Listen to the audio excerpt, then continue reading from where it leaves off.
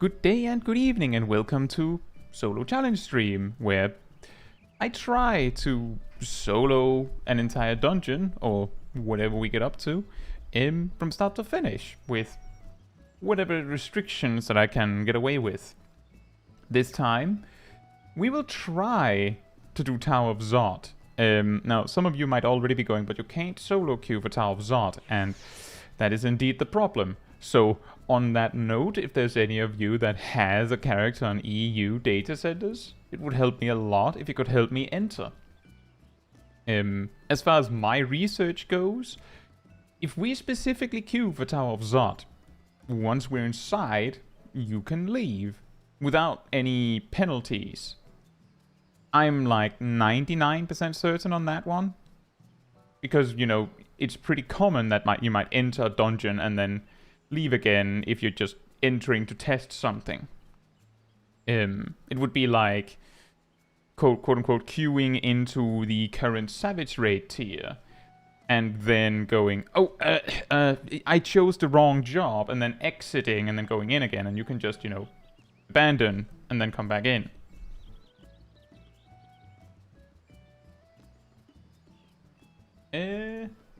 Yeah. With that said, hey Gazel, hey Travis, hey Matthew, hey Kieran, and hey Ajibast. I hope you're all doing very well. I know that I have Lexi here who can help me enter, and I know I have Gazel ready to also help, which means I'm one person short. So if there's any of you that can help me for like 2 minutes, then we can get the ball rolling, so to speak.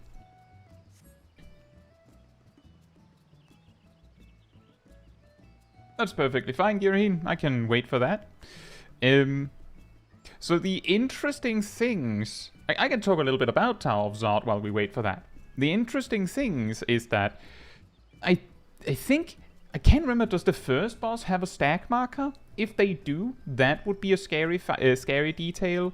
There's also the part that it has this mechanic where it just turns and fires a dot on, I think, like 3 party members, one at a time. Specifically because he does it... I guess it's a she, actually. Because she does it 3 times, one after another, there is a real possibility that she just turns to me and goes, how do you like 1 dot? How about 2? Well, you know what? Have a 3rd one on the house, and then I don't know if I can survive that. The second boss, I think it has a stack marker. And then the final boss has its total chaos. But that one, by that point, as I believe Cole mentioned on Discord just a moment ago, the scary part is also that this dungeon might be really long. And we only have 90 minutes.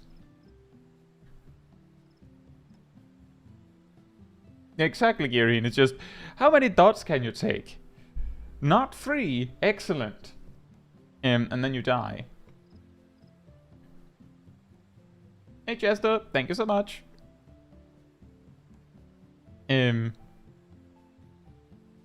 Chester saying hit like. I appreciate it. It does help. Genuinely.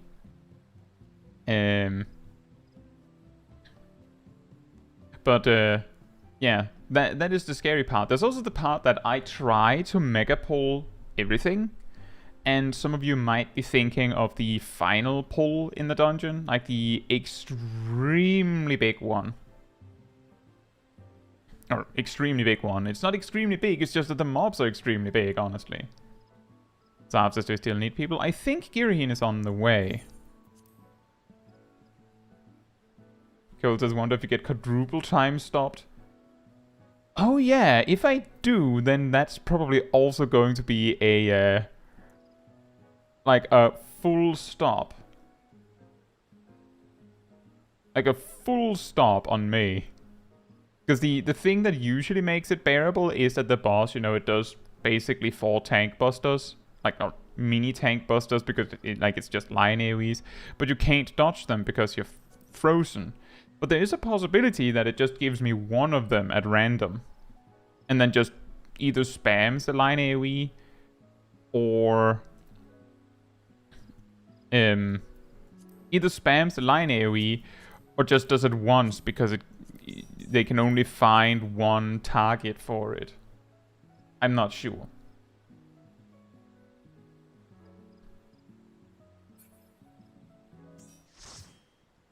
Alright. I don't think the jobs actually matter. But yeah, you can see here, that's the problem that I'm trying to dodge, so to speak. Is that I can't actually queue in. So the way this is going to work is I'm going to queue in, we enter, and then you can basically leave. The main reason why there might be an incentive to leave specifically is because otherwise I'm getting this party bonus.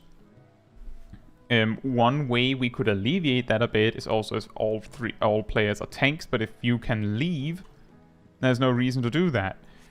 But we're basically going to enter, and given that I might be tight on time, I don't really have time to like direct you on that. Once we're inside, it's kind of just, oh, we're in, I'll just leave. And then we go. And I'm pretty sure that it doesn't lock you out of the duty finder for 30 minutes. You know, the common penalty for leaving. But if it does, I want to know that. Like, I'd like to know that so that I know that, okay, we can't do it like that. We have to assume that all 4 players have to stay in for the next one. So whoever leaves, you know,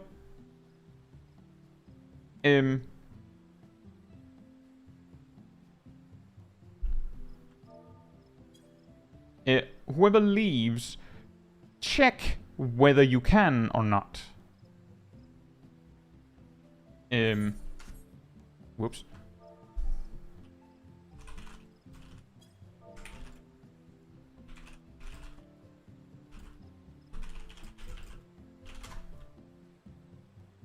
Yeah, exactly, Zarf. That's what I know as well. We had an incident a long time ago when we did leveling roulette.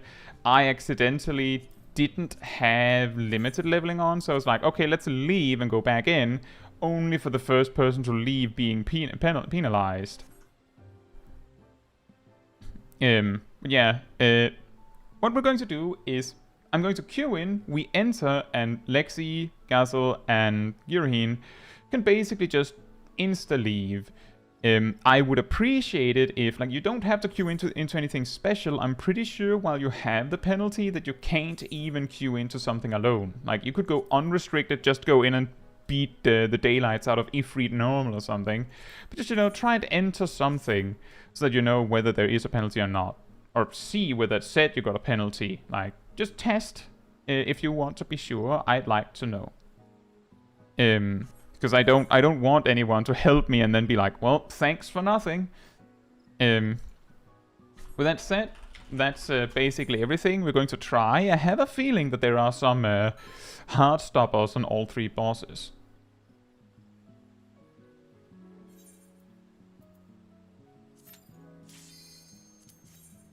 But it should be fine. The bike thing, yeah, exactly, Cole. The bike things do those spammy tank busters.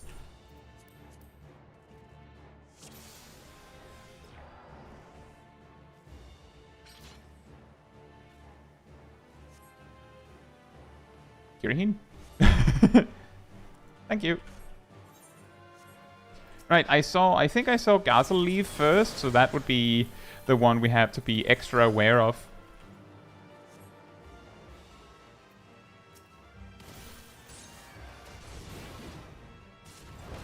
Hey Matoro, hope you're doing well. Also, hey Skeleton Orchestra, it's been a while, hasn't it?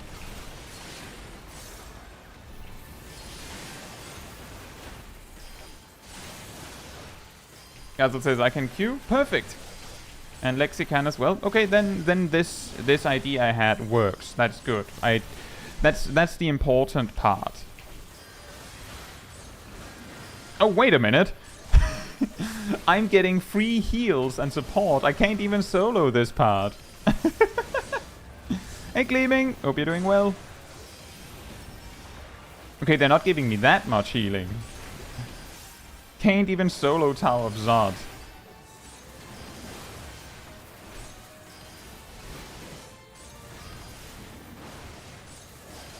They're just giving me all the... Oh, look, ooh, the big spear card.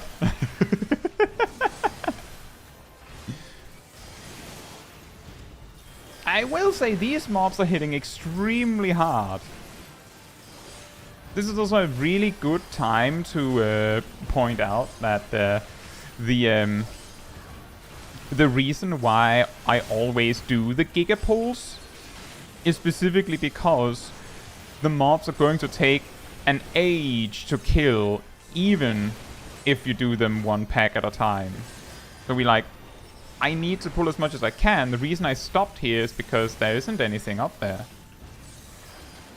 Hey Robinson, hope you're doing well. And the last pull is one we're a little afraid of, but let's see if we can even get to it. I have a feeling the first boss is going to be our first stopping block. It's also the part that my potions are starting to be kinda... not good, not very strong.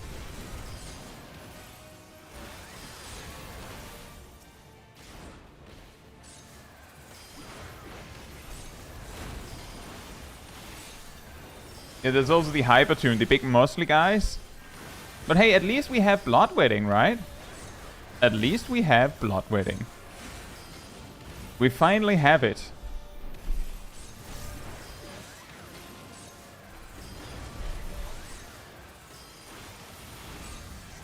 And there we have it.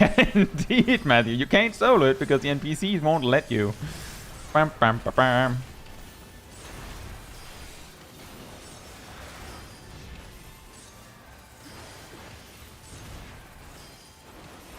Thank you, Ariel.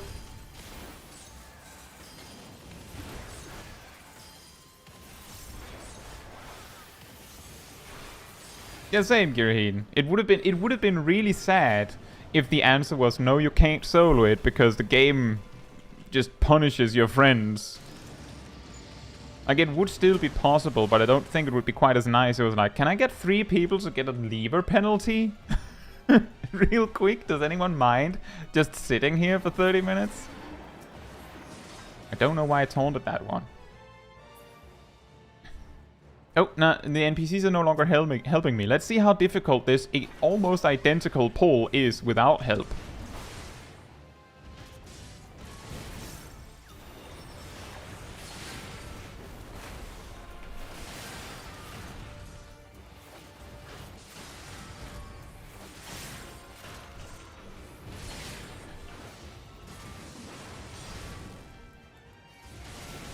I have a feeling, based on the damage that the enemies are taking, that the NPCs weren't helping very much. Just me?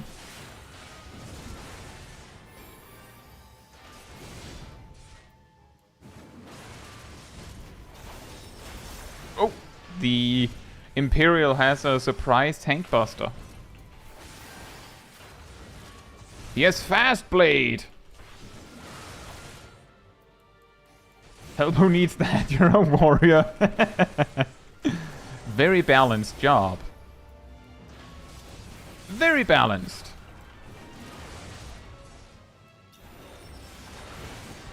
Joggy says, I'm also noticing your HP is more or less the same without Orianje's help. Yeah, I feel like those healing me were really glare maging it up, weren't they? Like, they were like casting 1, cure 2 on me.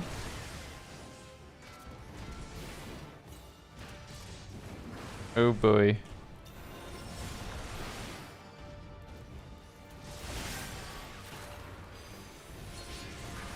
We're reaching the point where I might have to kite.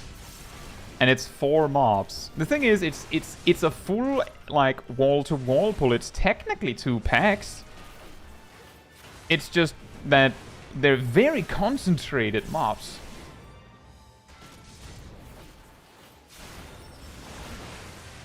Good thing I didn't do that in the opposite order. I think I would have died if I used Decimate there instead. Is the boss over there?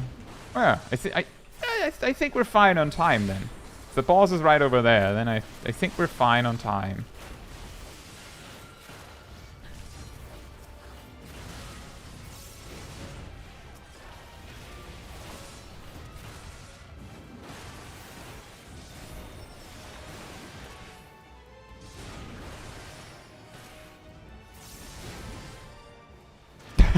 Gleaming says I work out of a big concrete box.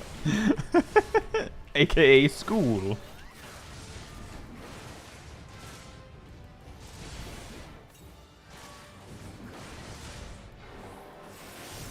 It's not too bad, Gleaming. I think if you have an extremely good connection, you're like 2 or 3 seconds behind actually what's happening. Something like that. So if you're only 5 seconds behind stream, then you're not too far behind. It's not too bad.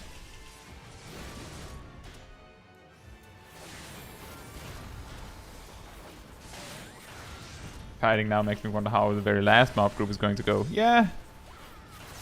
I think it's this guy who's being a problem. Specifically this guy just hitting really hard. And then again, he isn't that much. I remember like mobs hitting for 5k every swing in Shadowbringers.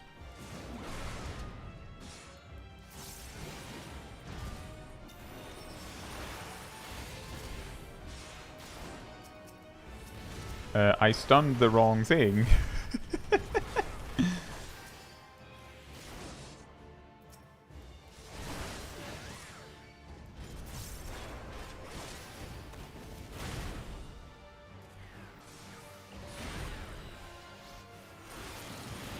Oh, he's dead. Excellent.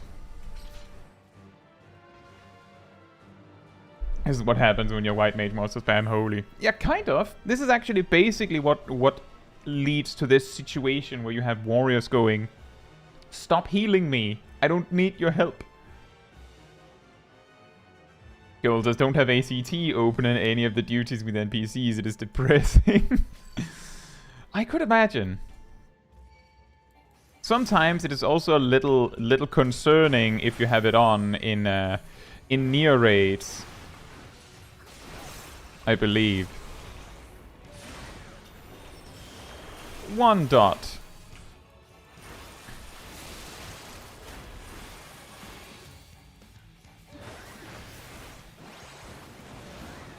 So as I was saying a little earlier before we got in, the danger with this boss is exclusively that I don't know if the boss is concerned about whether I already have a dot. Like if they actually just like dunk on me with like 3 dots all at once. Can't remember, was that? Oh right, it was not the donut. I just had to make sure. But if they just dunk on me with 3 dots, I think I'm dead. Like I think I'm just straight up dead if it just goes Lmao and just puts 3 dots on me.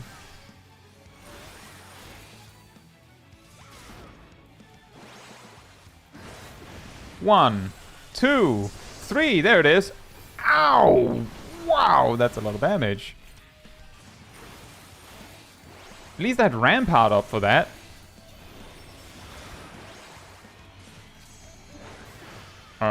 Was one of them the donut? Hey, I lived. Remember us.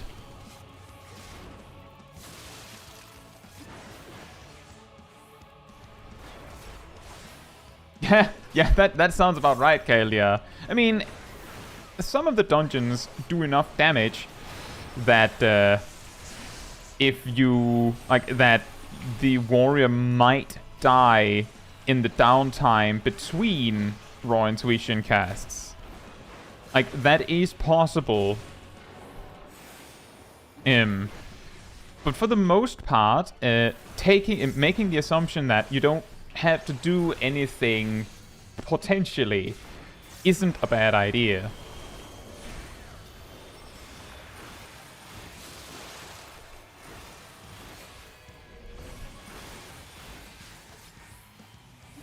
I feel like this is around the time where the fight usually ends, or already has ended.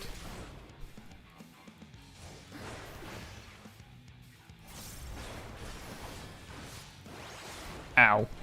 Ow. Ow. Ow.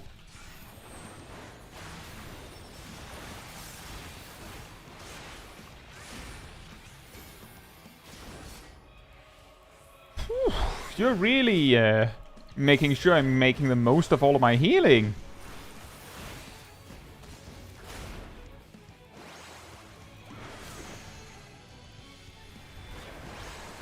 I keep making the mistake of not actually reading what she's sending out there.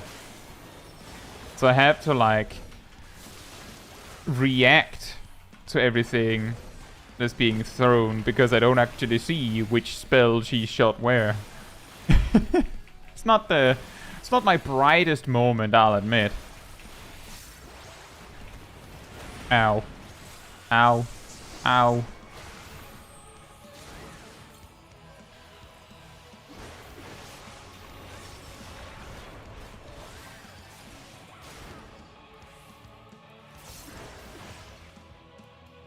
Hey Pronto, hope you're doing well. Isaiah, hope you're doing well as well. Okay, that's Blizzard. What was that one? The only one I really need to worry about is Bio, and I think it's a Fire one. Yeah, there it is. Can I make it? Yes. It's just the Fire and Bio ones that I need to worry about. The rest I can just dodge. Hey, Emia. I actually don't know if I'm winning yet, Emia.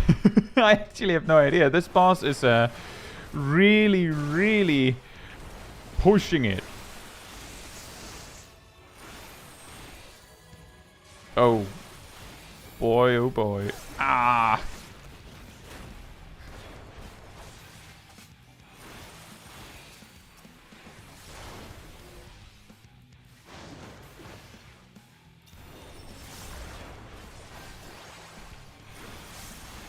Fire's over there.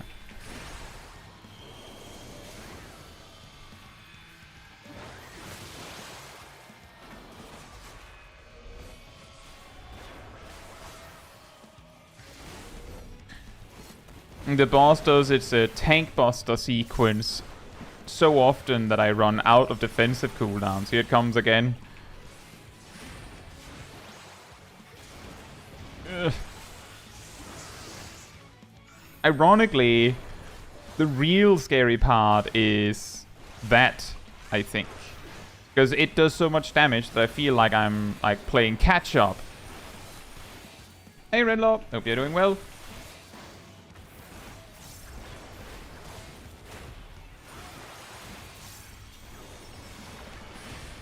Was that thunder? Okay, this is thunder. So it's not, that's not thunder. What is that then? Sounds like ice. Yep. That one's bio, I think. Yep.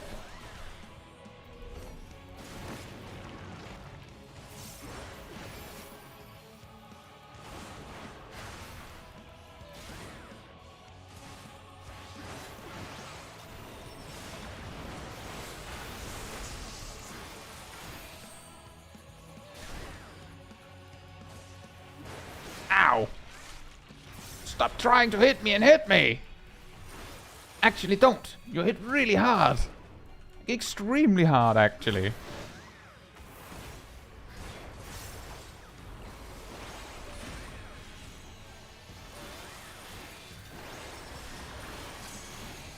Okay, well, this one is not bio.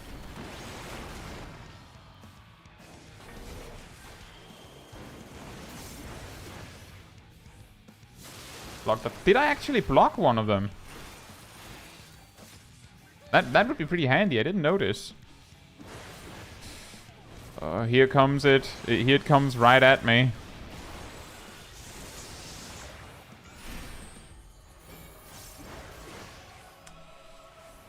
Ow. I think we can do this. Oh, nice. I didn't even notice him yet. I've been so focused on just making sure that I reduce the damage of the dots should they come in. And didn't even consider that I could just block them. Okay, fire's over there. And this is Blizzard. Was that thunder or bio?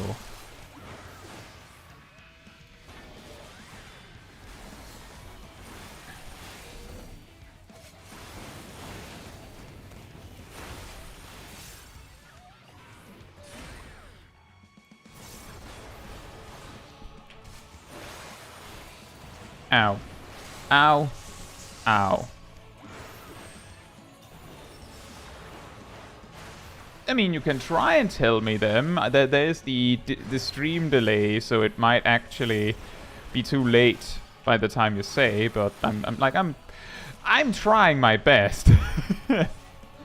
I say that as I mess up a cooldown order.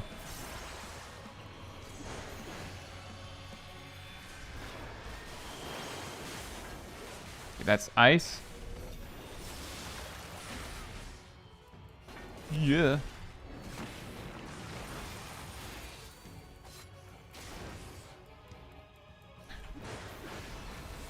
Zato, I saw some completely new patterns at the end boss of Doma Castle.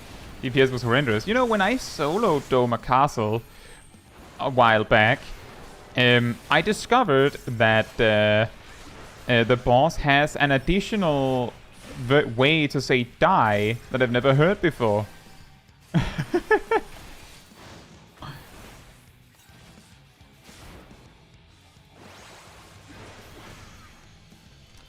Alright, that's Blizzard. Was that Thunder again? That's Bio, so it's not Bio. It's Fire.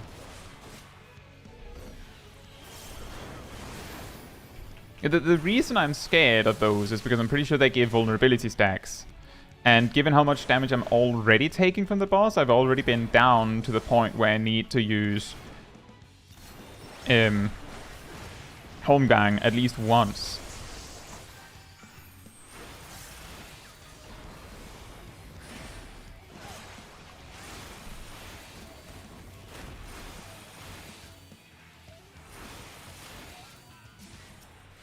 Speaking of which,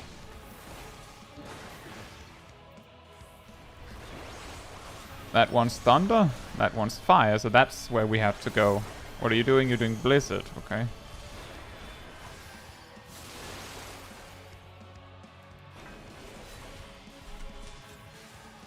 Oh, careful, the Thunder's coming through.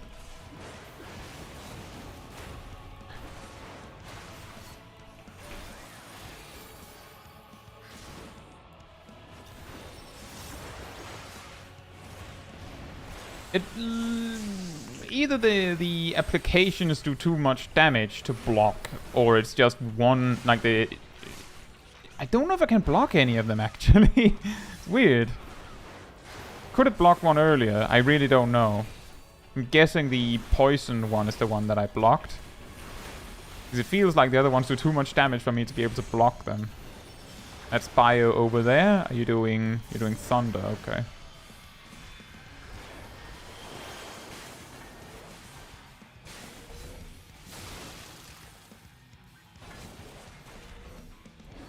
I'm not being very smart about this. I'm like, it's Bio over there. And instead of going, so that means I have to be over there, I just go, well, I know what it is, so now it's not threatening anymore. And nearly get sniped by it.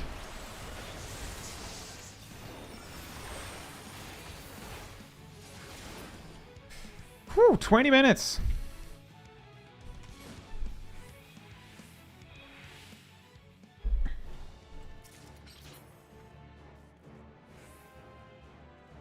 Yeah, actually, Renlo, Warrior is probably the closest you could possibly get to a Blood Death Knight from World of Warcraft. It's not exactly the same, but it's the closest you get.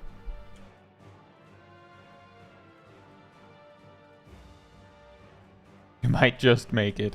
Well, I'm going to assume that the next boss is going to take longer. So we'll have to see. And this is the part where the awkward part where you can only pull one pack.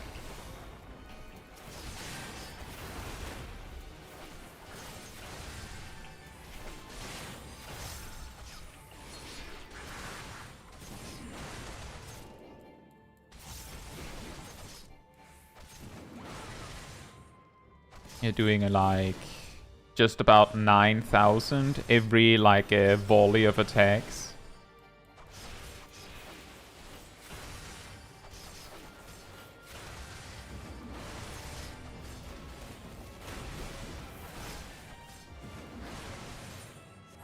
$9,000 every volley. Do they volley every 3 or every 4 seconds? Too rare, but to matter at least.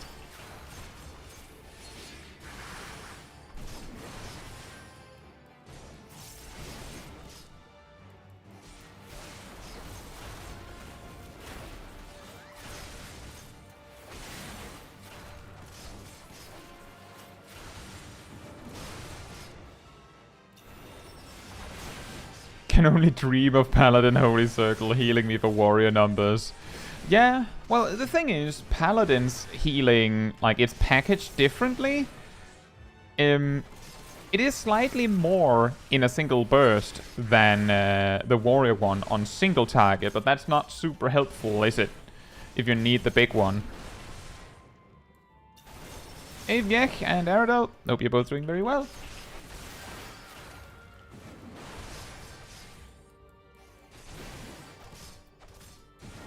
But I do wonder if I'll get 4 of those time stop debuffs.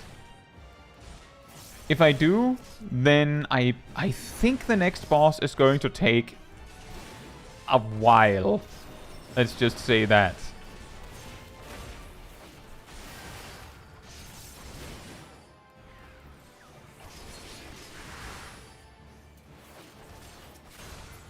Yeah, that's true, Cole. See, the upside of Requiescat is that it's basically just as part of your burst, you heal a bunch. But at the same time, because it's as part of your rotation, you heal a bunch. It means that if you needed the healing at a different time, then you are in the awkward position of having to choose, and you know what the answer is going to be most of the time. Elvarian asks where my house is. It should be Ward 29, Plot 36, Lavender Beds, Louisoire Chaos. It's a huge pink Kabi mansion, so if you're in the right place, you probably will know. You should be able to see it from most of the section.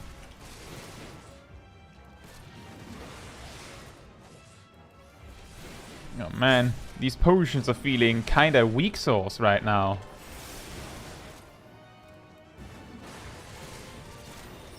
The greed.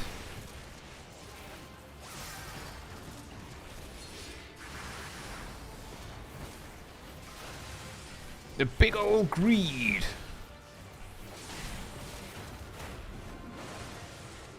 Ow, ow, ow, ow, ow, ow, ow, ow. I'm extremely I'm actually I ran too late. I'll just have to home gang and take it a little bit.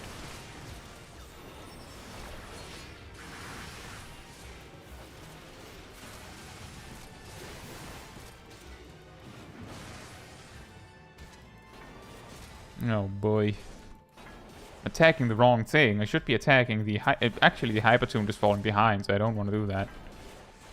But this is a big nice room. Hello. Why are you pincer attacking me over here?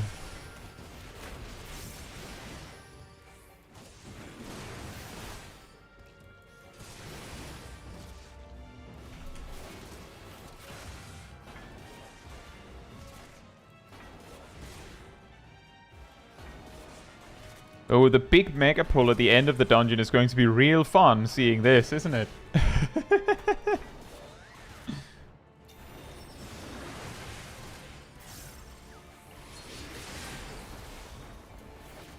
Yeah, a little bit of that, Renlaw. That is pretty much it, is that you can make enemies slow their attack or get delayed a little bit by moving away from them or having them be forced to turn and things like that.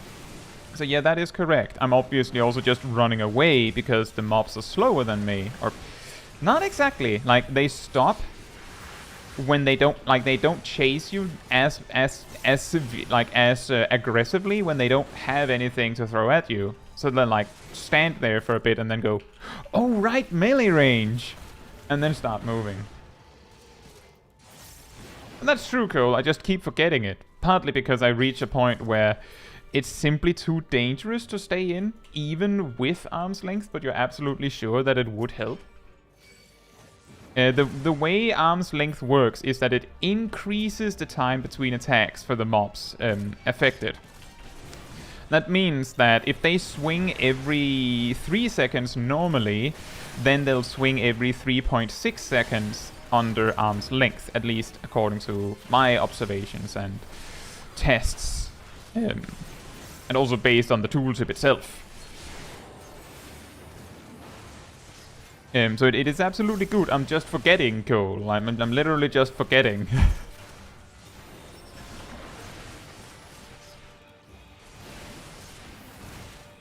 So thank you for reminding me. I have also been using it earlier in the dungeon. It's just that, as I said, I just forget for some reason. Right. I don't know if I can actually live till blood wedding here. Don't taste me, bro. Don't smack me, bro.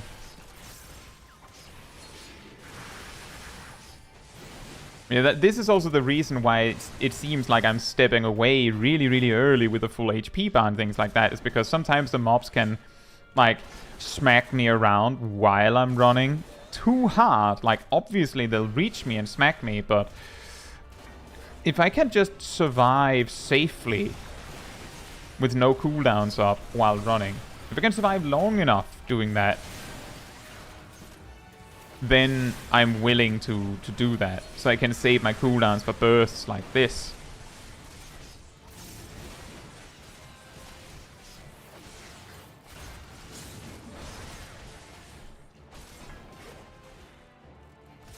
Thank you, Sip. I mean, exactly, Rendor. I don't have an AoE stun, just for the record. I don't have an AoE stun, so that is not even a factor. And yeah, like running away from all of them all at once will of course mean that you get smacked by all of them all at once, but that's more like a footnote, because at the same time you've robbed the mobs for several swings as a result. So it is complicated, but yeah, a lot of the tricks that I do in the solo challenge streams, at least some of them are things that I'm like bringing up in my Mythbuster videos at times. I think I'm dead.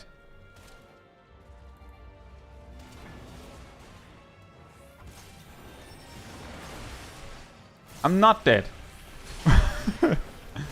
He's dead. Whew.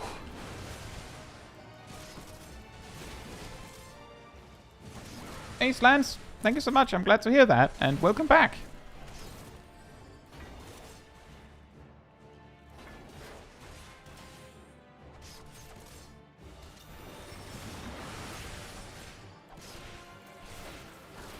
Oh, Traverse, we can do it even better than that.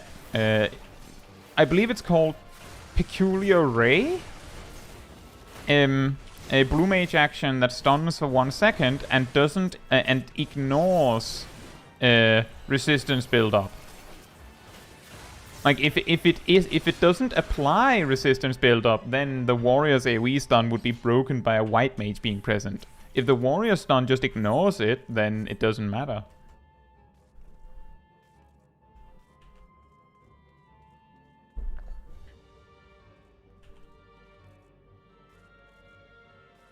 Here we are. Have I had no food buff this entire run, or did it just run out?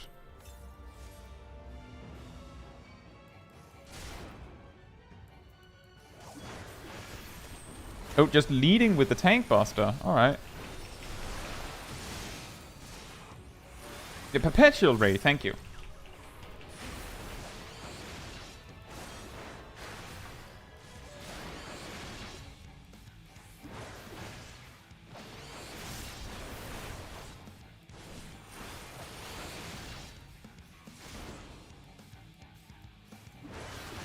Blood Wedding is now 4 seconds of AoE doom. Balanced.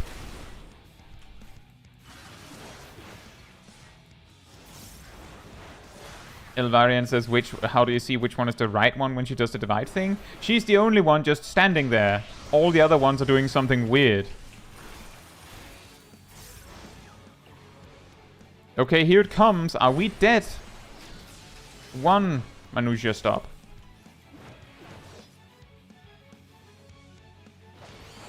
So do you line a... Oh, oh, this is the perfect scenario. She's just wasting time.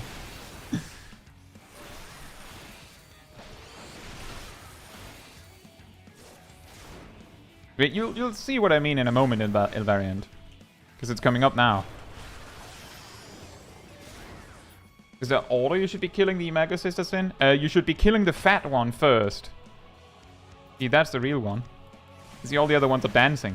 You should kill the fat one, because if you kill any of the other ones first, the fat one will rest them. Because the fat one is a white mage. I think that it also heals them, but I'm not 100% sure on that one. Like, you can cleave a little bit, but if you kill any of the other ones early, then she'll just rest them. Fakeness must be purged.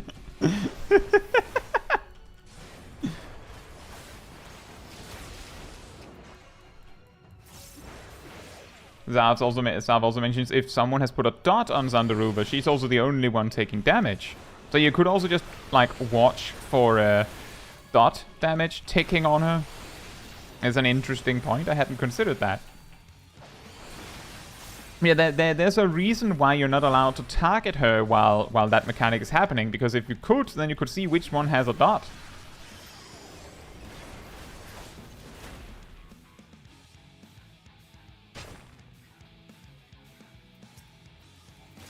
I need that to survive the Alaskan cold. You know, fair point. Ugh.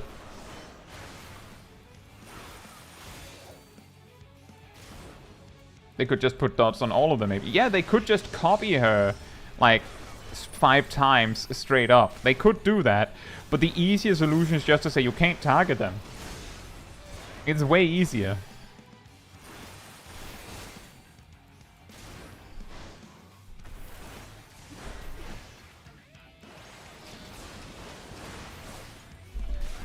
You know, Zandaruba, I'm not super in love with the way that you stop me exactly leading up to my inner release every single time. Not super in love with that. Like, I'll accept it, but you're going to get a strongly worded letter in the mail, I'm telling you that.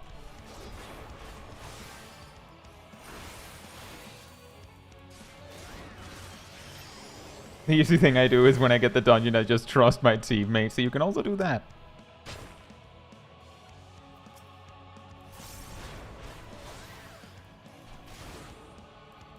Actually, yeah, you can target them, my bad. I guess? Wait, I'm confusing myself. Did I target it? Did I actually target her early? Now I don't even know. That's really weird. Hey Philippe, hope you're doing well. Boop her nose until I know. Yeah, actually, Cole, this boss has basically nothing going on. And one of the mechanics is basically free.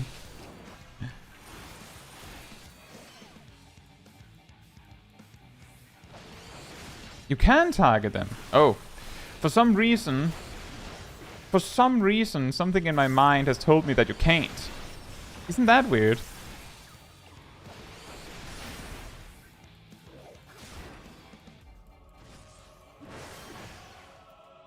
Gustavo asks, is Ninja a good job? Yes.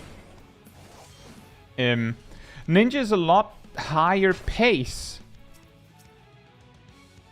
I don't know what possibly made it so that I thought you couldn't target them. I think the reason I thought you couldn't target them for some reason, even though every time I've just targeted them, like as you've seen, I've just mindlessly targeted them while telling you that you can't. It's because of the lock on the enemy list. I think that's it.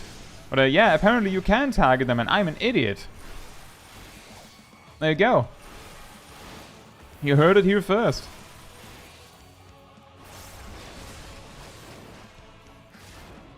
There was just her confused buff on the bar. Yeah, I wonder if it's hiding other buffs, because I don't think it is. But I don't really have anything to put on her.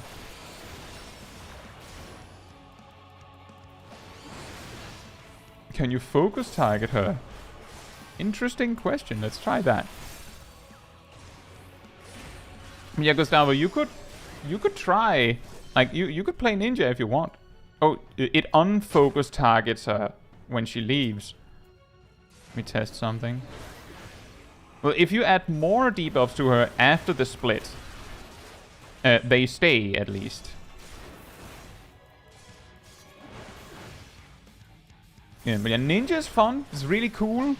It's difficult in a different way than Black Mage.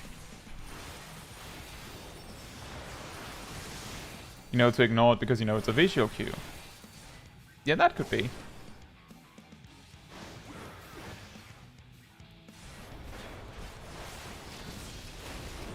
Yeah, in my opinion, all of the other things we could watch for to like deal with the confuse mechanic here, they're more complicated than looking for the one who's standing still.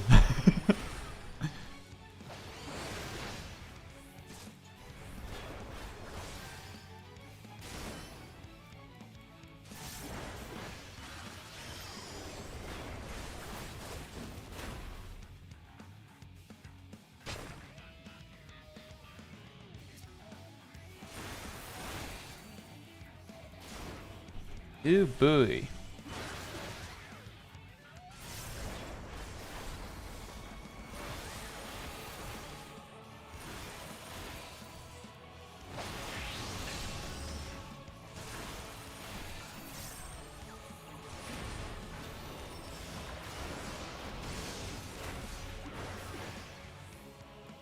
Philippe says, I've heard people saying Reaper is the Black Mage of melees. Why do you think them think that? Because Reaper is the evil melee DPS. Reaper is... I think a lot of people would actually say that Reaper is more like the Summoner of melee DPS. Although Reaper is a lot more complex than Summoner. They do have the thing in common that the things that you optimize on as a Reaper are very specific in some ways, which is similar to Summoner. I would personally say that Monk is the Black Mage of melees, but I could see how Samurai would also fit that bill. I think the problem here is it's slightly an opinion thing. They're both weird at 70 for different reasons. That's also a good one.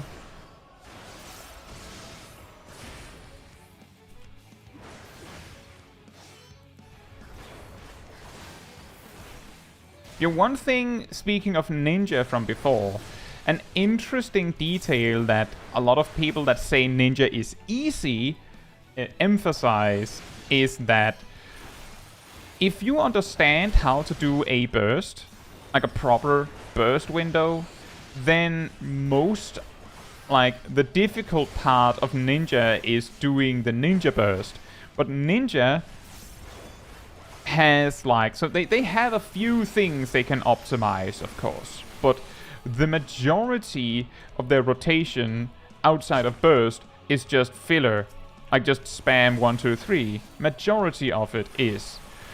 Which means that compared to something like Samurai, where your filler actually has a direct impact on how you do your burst when it comes up, Ninja's like, yeah, I mean, if I am in the correct step of my combo anyway, there is a little bit of a gain to be had, but not really much I can do about it. Chat froze. Oh, it has been frozen for a while. I'll have to fix it after this boss.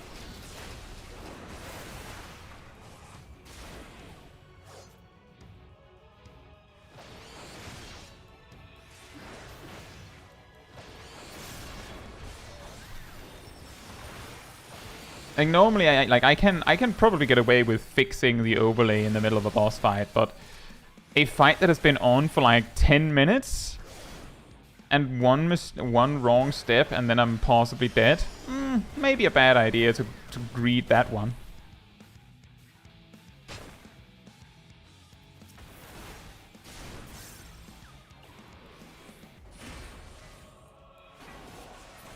Are you kidding me?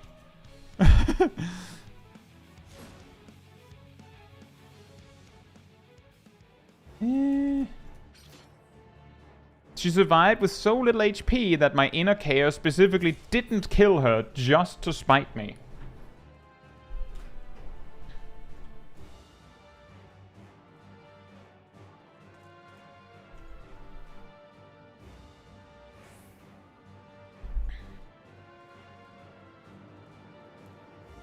Right, so that was we're getting close to half of the time left.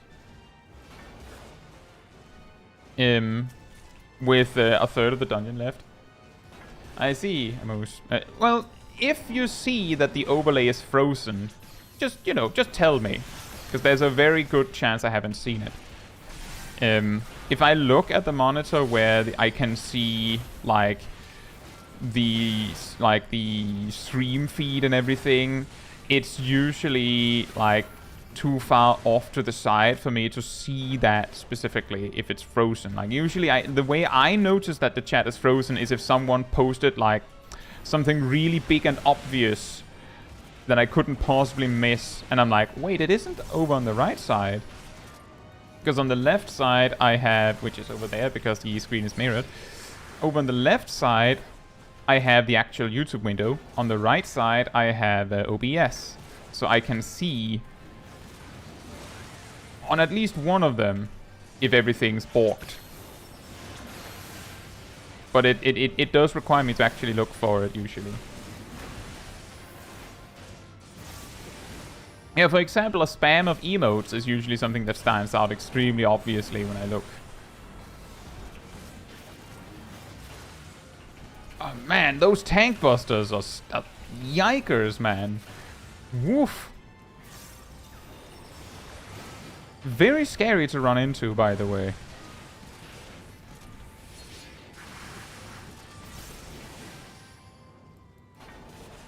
Why am I attacking the gunship? I should be attacking the motorman. Yeah, that is also a good one, Emir. That one also usually makes me notice.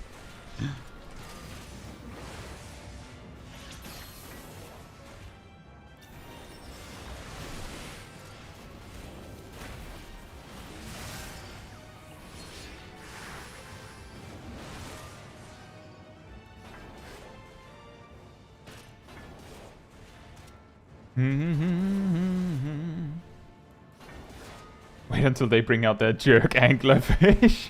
Which one would be the jerk anglerfish in this pack, I wonder? Alright, Gleaming. Enjoy class.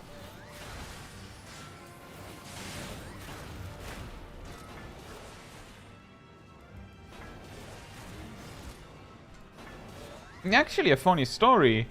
Elvariant. When I was like when Endwalker was still super new and I was leveling warrior, I actually had an experience where like the next pull up, like the even bigger pull that is coming in just a moment, as a warrior I had used every single cooldown I had, and I had to start kiting, like just for a second or two. I had to run away from the pack to survive, because the healer didn't have anything else left either. Like, there's a reasonable chance, and the reason for that is that they weren't using it correctly. There's also a possible chance I wasn't using my cooldowns correctly, but the important aspect is that I, on a warrior, had to step away with a healer on me.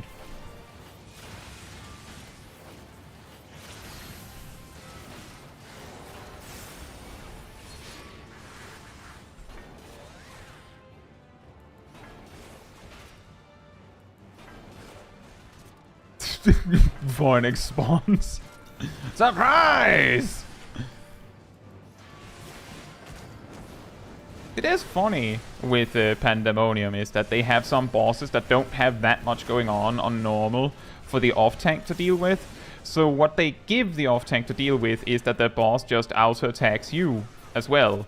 And the reason why that becomes scary is because often your healers don't realize that the off-tank is also taking damage. And then you just wither away with no one noticing and like, what did you die from? You're not even tanking. Like, I am technically tanking. Didn't you realize the boss has 3 hits for a reason?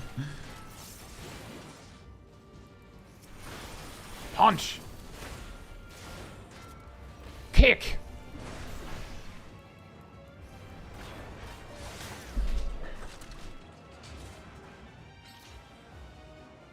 He has 3 hits to attack 2 people. Yes.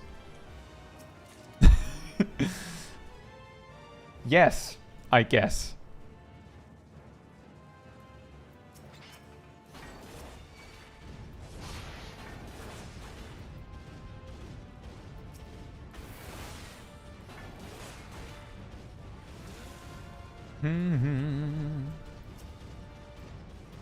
I'm guessing that the dangerous one is either the rotor or the armored weapon.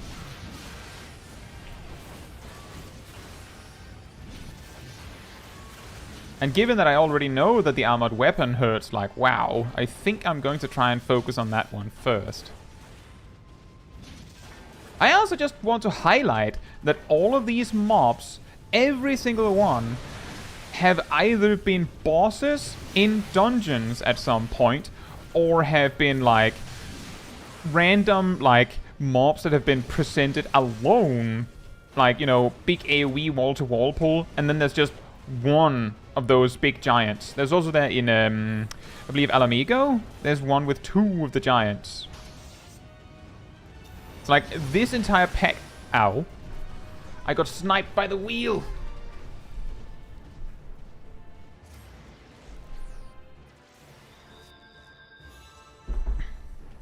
Let's try that again.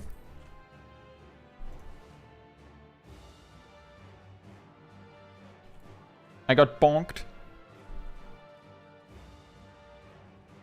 3rd head for the secret 9th party member. The 3rd head is just projecting all the orange color so you can't see anything. Hey Zach, hope you're doing I hope you're doing well.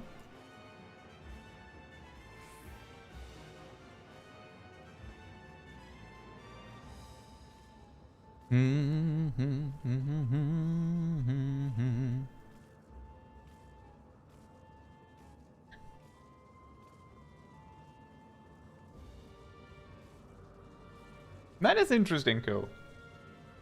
3rd head is the shaft dispenser.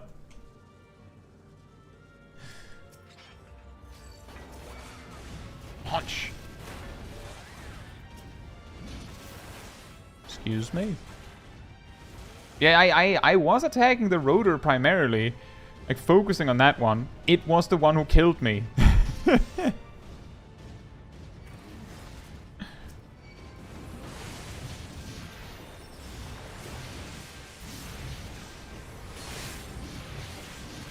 Enjoy your meeting, Traverse, or at least try to. I think the best I can do here is use a defensive cooldown for each kiting section.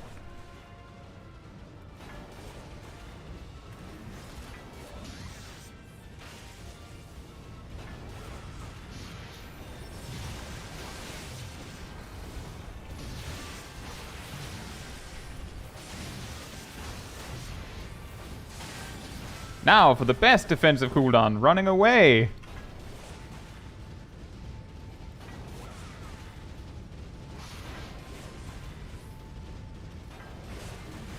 Ow. I will say, sprinting reduced the damage by way more than Rampart did. So, I think I was right in calling it the best defensive cooldown.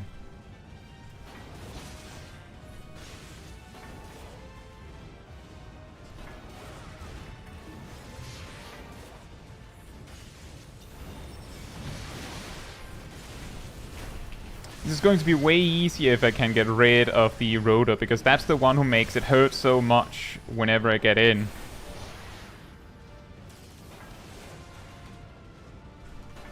Because it, like, in addition to all of them getting a swing at me, it also does that.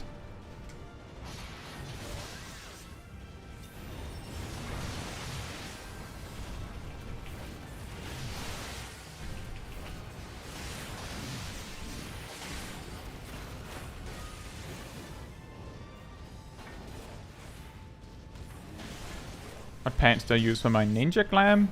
I think I use something like Expeditioner's Pantalettes or something like that.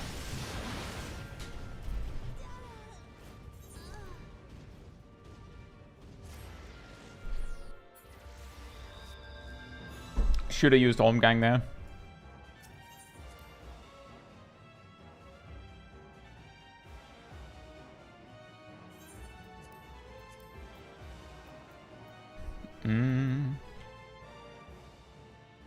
I use Isle Farmhands Cutoffs. Pretty sure that's from Island Sanctuary. But I used to use the Expeditioners Candidates, which is from Eureka, I think. You can probably buy them on the market board for nothing.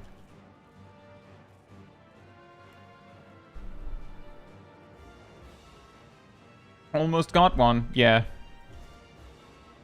I feel like we're starting to reach a point where this has to be the one, because I don't have time to just keep wiping on these.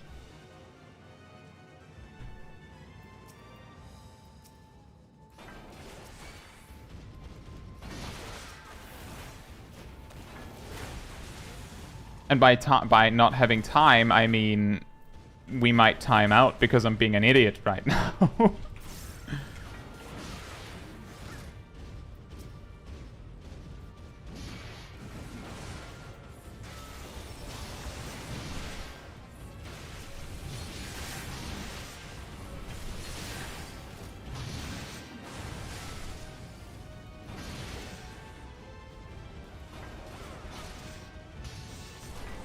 Let's get it right this time. Ow.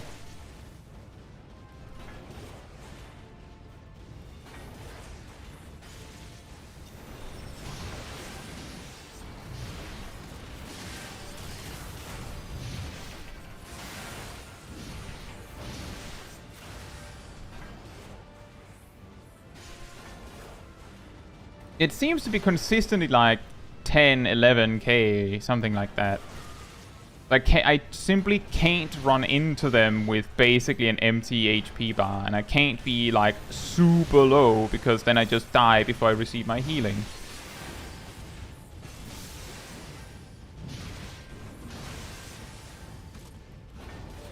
I'm pretty sure I have enough running space here.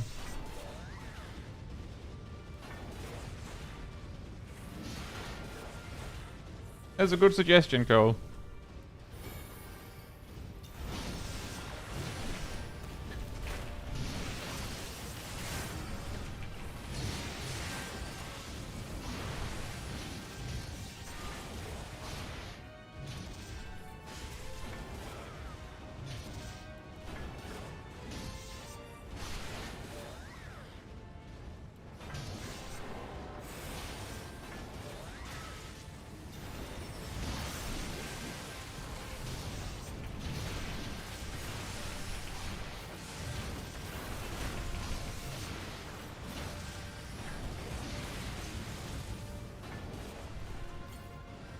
I feel like there is something that is causing it to feel like I'm taking more and more and more damage for each time I go in.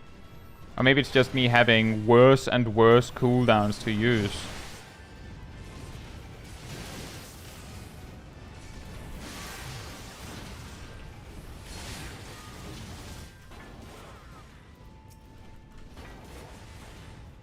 Is there a reason I jump while using a ranged attack? I use standard controls, so every time I use an attack, my character turns to run that way. So by jumping, I keep the momentum in the direction I'm actually wanting to run in. And then I can fix my pathing before before I have control of my pathing again.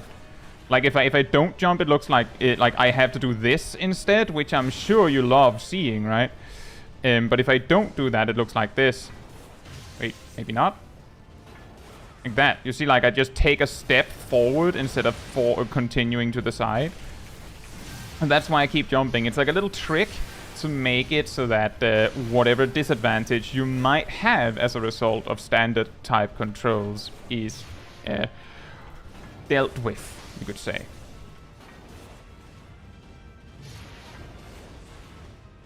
Can you turn off the phasing in the enemy after dodging a range attack? You can, but you shouldn't do that, because if you do that, then the game will instead just say you're not close enough to that target if you're not facing it correctly. So you don't want to do that. You can, don't do it.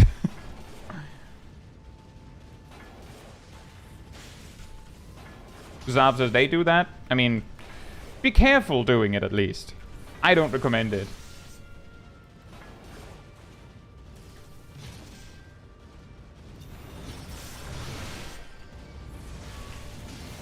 I mean, Renlon, not only will you not get any crushing blows or anything when not facing the enemy, you can parry something that isn't facing you're not facing. Like, you can parry with your back to the enemy. So there's nothing... Like, the only reason you want to keep all the enemies in front of you is because most attacks, you know, a lot of attacks strike in front of you. And having all of the enemies bunched up in front of you also means that the Black Mage can center their flare on everything instead of just hitting, like, a corner of the donut.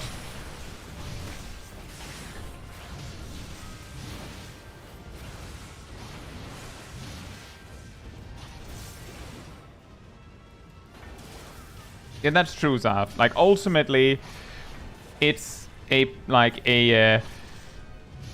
decision of what you prefer and what you don't prefer. Like, for example, there's also a lot of players that say, well, why do you use standard controls at all? Wouldn't it be better to just use legacy controls?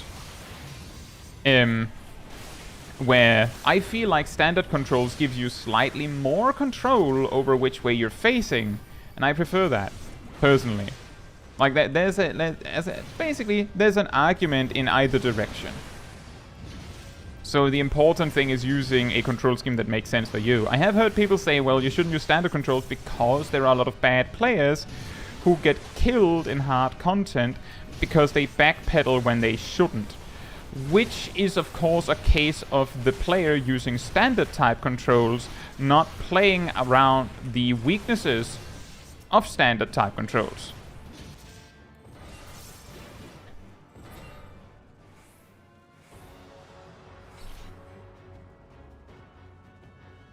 Ren, I'm sure you'll get used to it. I played World of Warcraft for 15 years, and I'm used to it.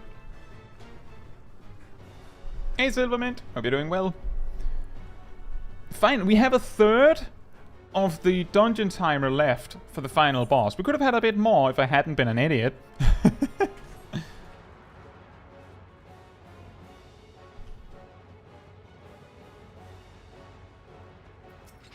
See, it's the big, it's the wide one.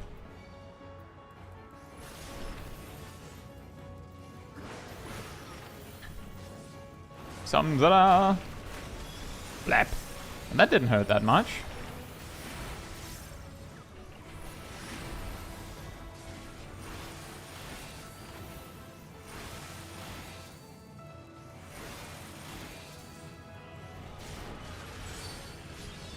That's also true, Cole, is that if you're used to using legacy type controls, you don't really have a need to switch to standard. It's just also the same that if you're used to standard type controls and you're good at playing around the limitations of that control scheme, then the weaknesses that the legacy type control players bring up, like, oh, but what if you backpedal and stuff like that? It's like, I just wouldn't do that. Like, I know, huge brain strats. I just don't make the mistake. But yeah, that's also why I'm saying just do the, like, just use the control scheme that works best for you. But there's a huge difference between going, I want to play standard controls and not, you know, playing around its weaknesses, and saying I want to play standard controls and actually playing around its weaknesses.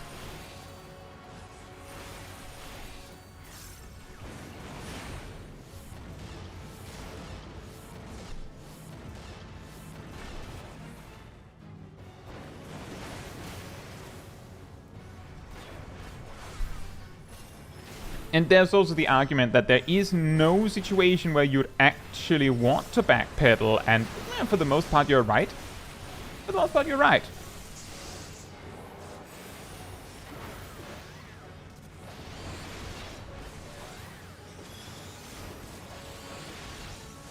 But then again, personally, I find it really awkward if I'm running towards my camera, so I don't do that very much in the first place. Like, I turn my camera so I can see where I'm going. So I just, you know, strafe to the side if I have to go that way.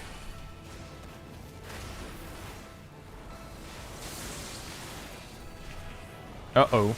That's, not good. Of course. How much damage are we talking? Do you one-shot me now? Only 25,000.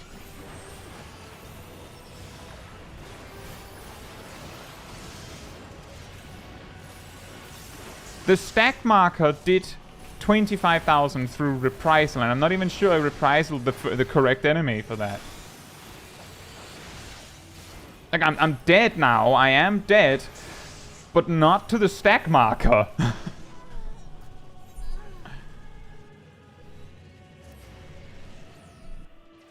And it was the biggest hit, but it didn't even kill me, and I didn't have any defensive cooldowns for it. I should have saved something for that.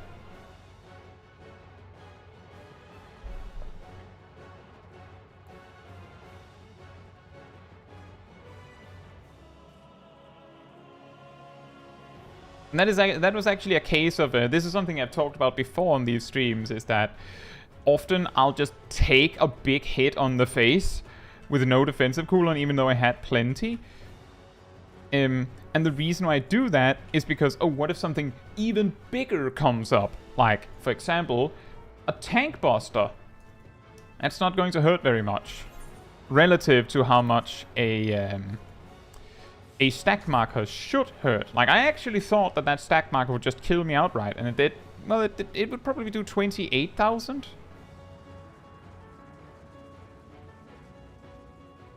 Hey, Mint. Thank you so much. I'm glad to hear that. And welcome to the stream.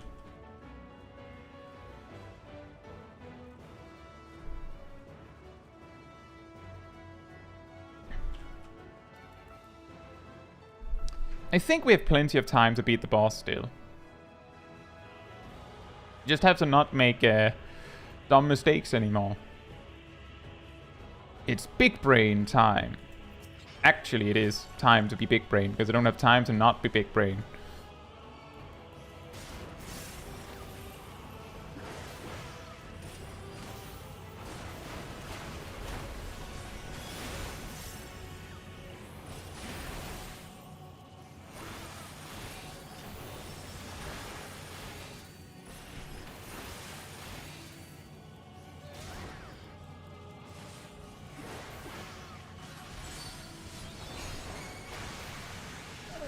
Is it the same sequence as the first time, or is it random? Is this the same as first time?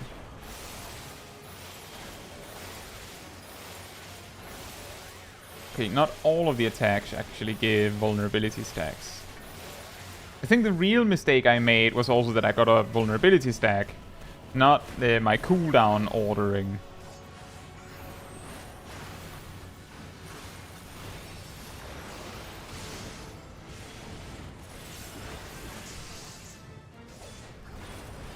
Yeah, I think there's 3 options. Looks like there's 3 options, because they did 2 different things, and then the third time they brought out the stack marker.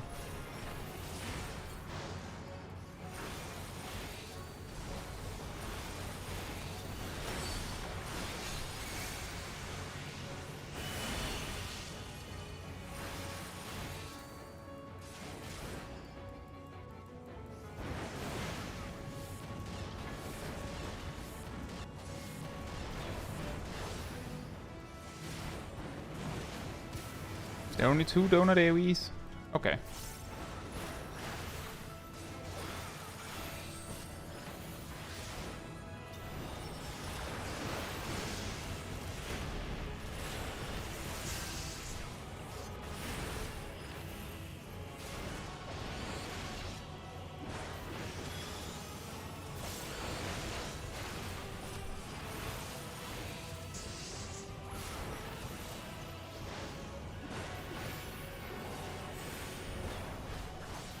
Was it this one that got me before?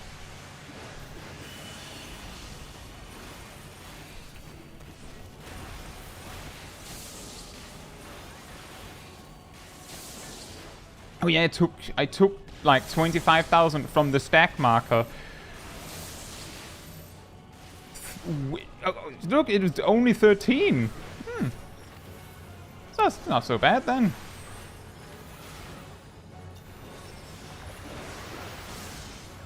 Though a lot of damage is incoming now. Can you, Mindaruva, can you not that? Can you not all that? Just no? My god, you do a lot of damage.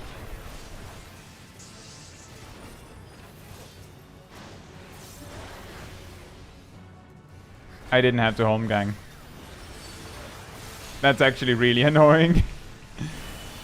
I would have liked to have that.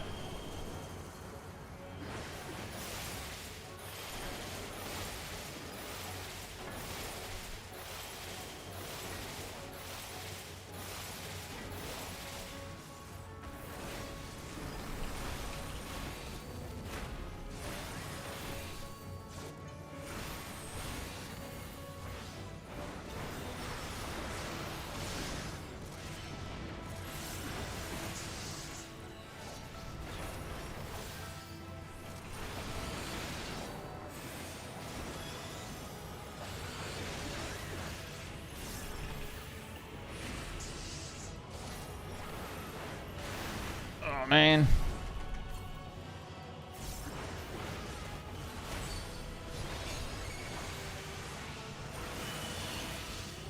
We're 2/5 of the way there, because once Cinderuva is dead, the remainders just kind of fall apart. Like, the 2 remaining bosses should be manageable.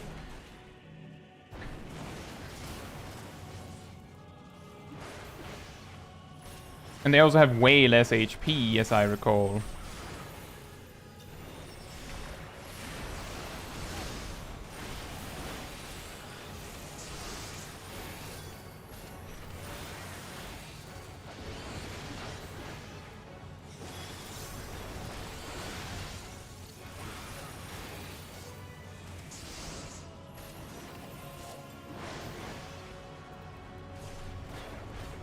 Boy. I have to use Bloodwetting now, because I need the healing now.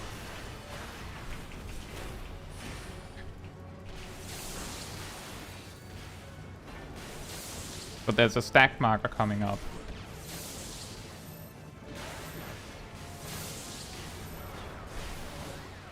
I think I used Reprisal too late there.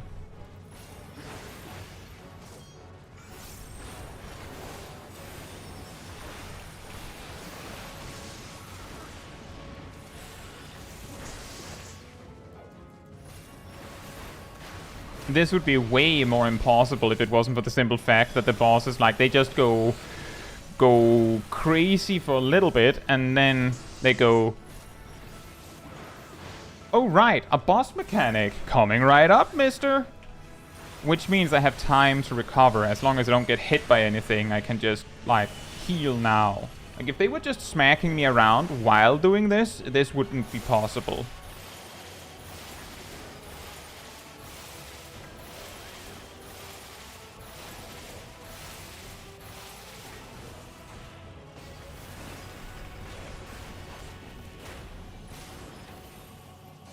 You're going to take it personal.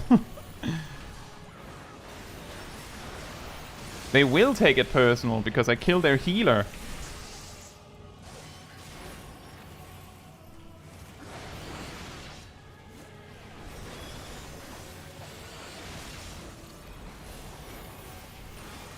I should have used Thrill of Battle first.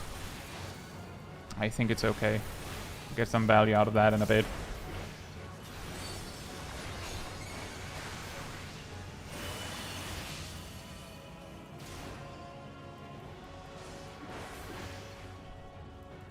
Not taking that chance. Oh, nice.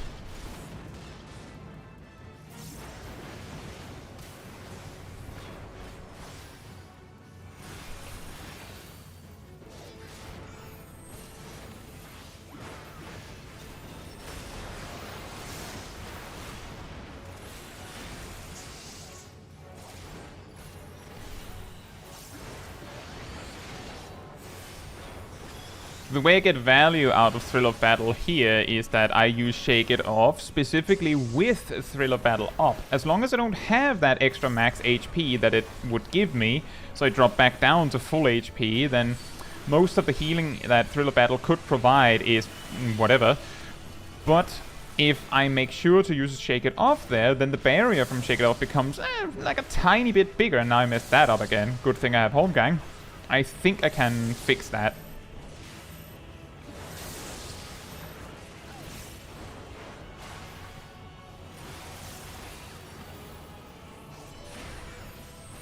Now I have to take all of this with no cooldowns.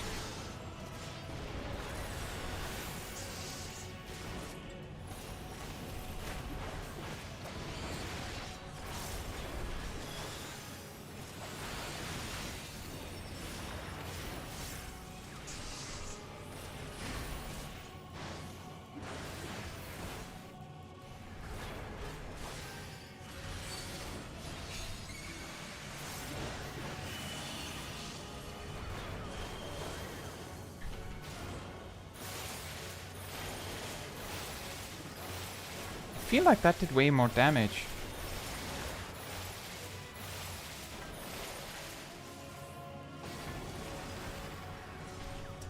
Don't care that I'm losing some beast gauge on that. Really do not care.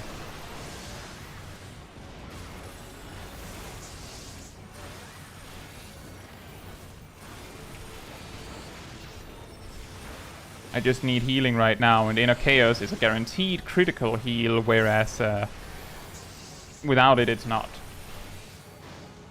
These wound stacks are insane. If I didn't know better, these wound stacks double the damage you take, and not just like 10 or 20%. It's insane.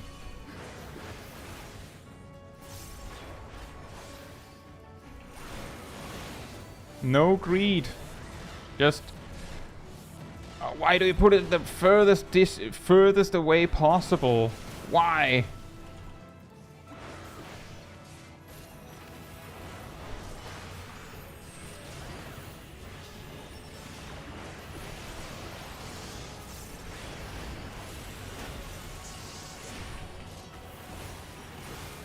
Oh, 8% left.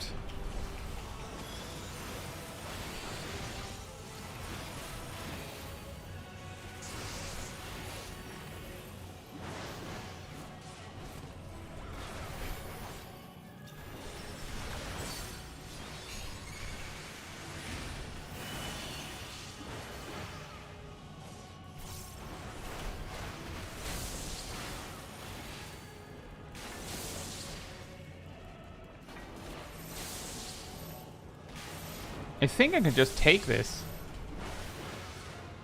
21.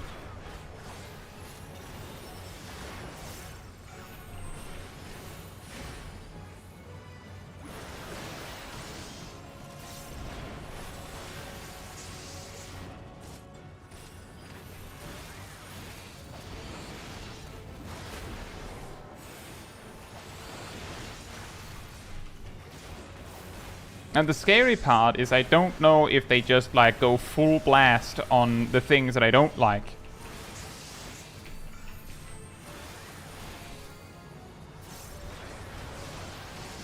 Like if this means that they're just looping their tank buster stuff, then I'm in huge trouble. I don't think I've ever seen this. I've ever seen this boss use that mechanic here.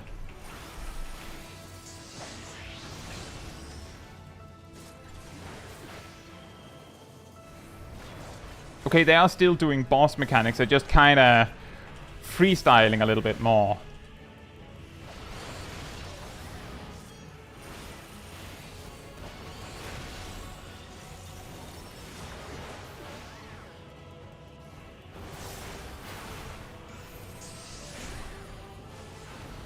They are team working on it though, they're still doing this particular combo as a squad.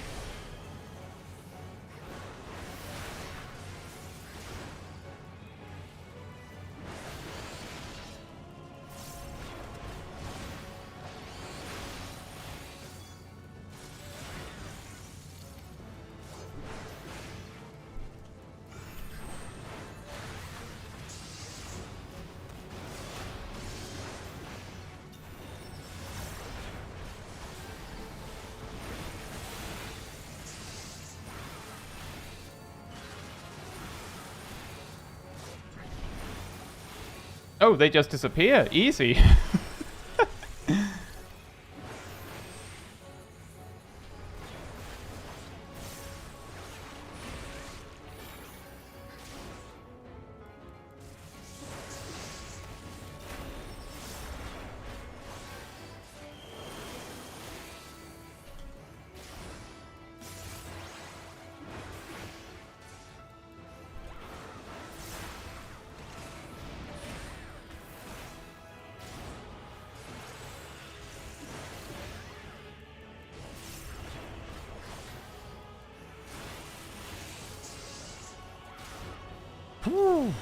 Oh, here comes the big one. For some reason I had convinced myself that they weren't going to do that. Oh, because they do less damage now. They don't do enough damage to actually break my bloodweddings. It was completely true. Ymir said I blocked one of them with a barrier earlier. But they just did so much damage that most of the time it didn't work.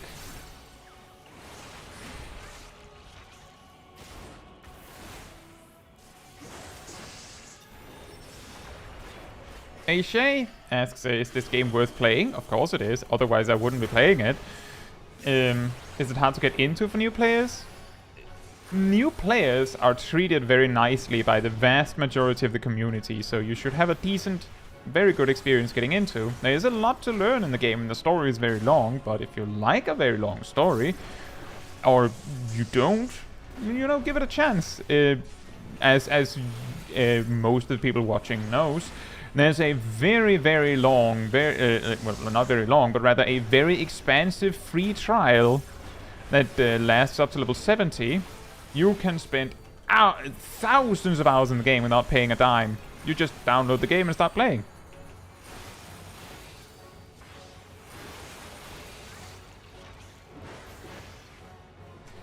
Do you need to pay for membership? You don't need to pay for membership. Of Final Fantasy XIV, but if you actually want to like get the full game, you will have to pay a monthly subscription, yeah.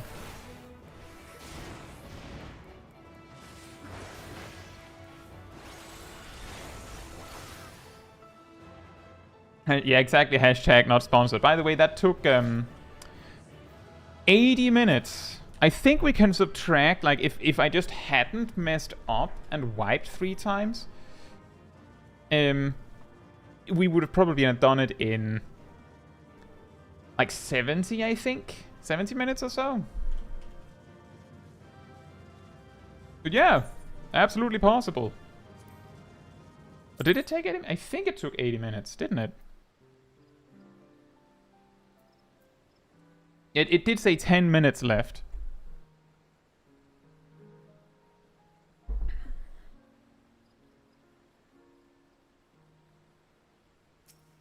Earl Variant is here as well.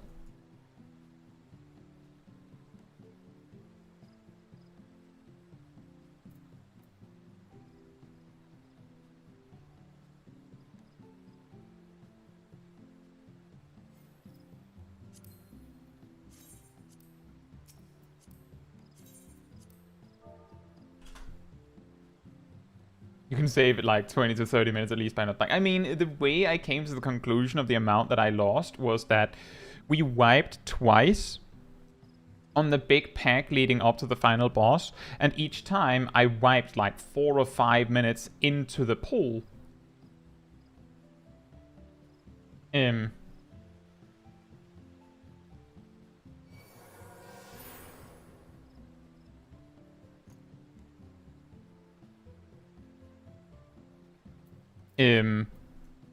So that's how I came to that part, and then I also wiped like 4 or 5 minutes into the final boss. Does it have a cross save with Xbox? I don't know how it works with free trial, but I do know that if you play with it like a full version of the game, then you need to have bought the game separately for Xbox and PC and PlayStation if you also want to play on that. I think it's also even and iOS. Like it's quite weird, but you have to do that to be able to play on those platforms. But technically, I'm pretty sure you can play on the same account. Remember to give a code. Do I have any of those codes left? I'm pretty sure the game is on iOS. I specifically remember... I don't have a healer one on me. Oops, I didn't mean to do that. But I mean, if you're here anyway, I might need some help from you there anyway. You can have this. Oh, sorry, I do mean Mac OS, yes. Not really deep into Apple products. Do you know solo leveling anime? I haven't seen it. I briefly heard about it. How do you play on a phone? I mean, people figured out playing World of Warcraft on a phone. When they figured out how to play World of Warcraft Classic on a phone. Punk Fiddler says, is that cool? Is this doable with Paladin? Given that I had that much time left, I feel like the sheer amount of healing you would have to cast would mean that you would run out of time as Paladin. This is something that often comes up. I cannot actually see almost every time I've cleared a dungeon on these solo challenge streams. At least once every stream someone actually asks, could this be done with Paladin? And every time I have to go, well, Warrior just heals naturally. Paladin, below level 84, has to sit there and use Clemency a lot of the time. Warrior doesn't have to do that, which means that Warrior can heal can just get free uptime. As you saw, I had to have permanent bloodwetting when I was up close. So Paladin would have to use Clemency so much that I'm pretty sure all those potentially excess 20 minutes that I had would be eaten up, I think. I haven't tried, but I think it would be hard to impossible, specifically due to the time limit, which is also what causes problems for Gunbreaker, because Gunbreaker might also be able to play for time by running away, but the problem is that they don't get very much value once they're inside the packs, and on the bosses, they heal less than Warrior. Right, so we could beat Tower of Zot. In that case, the next one would be Tower of Babil, but I need two volunteers to help me. I need two more volunteers to help me queue. See, a lot of people are in Euphrosyne. Dark Knight means what's a self-heal? I mean, you'll have to use Soul Eater a lot.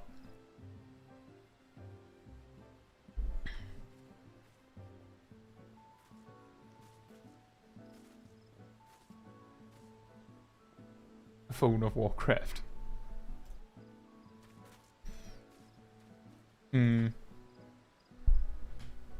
So the Steam versus directly from Square is also different. That is also true. Basically, if you have a Final Fantasy XIV account, you would technically have to buy the game for each platform you want to play from, which would be Steam, non-Steam PC, Mac OS, PlayStation, and Xbox. But if you only play on one platform, then you only need one. I don't know why they do it like that.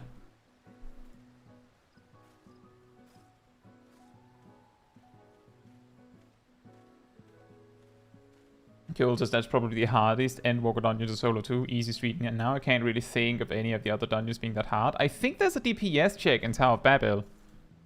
Pretty sure there's a DPS check in Tower of Babil.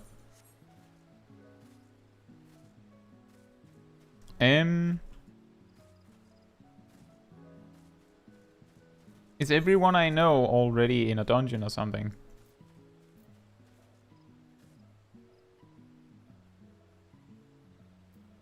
Anyone that I can reasonably bother to help me.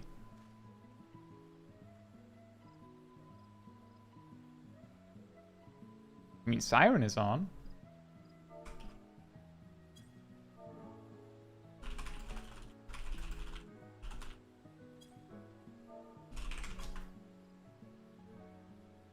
Cat Damon says, can I stay on Ragnarok? Is Ragnarok on Chaos?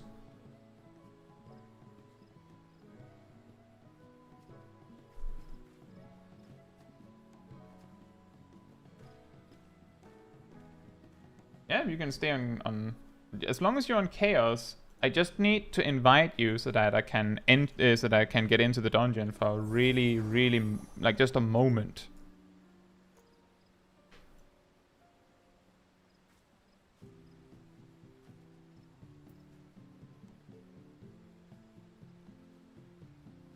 It auto swaps if you invite someone.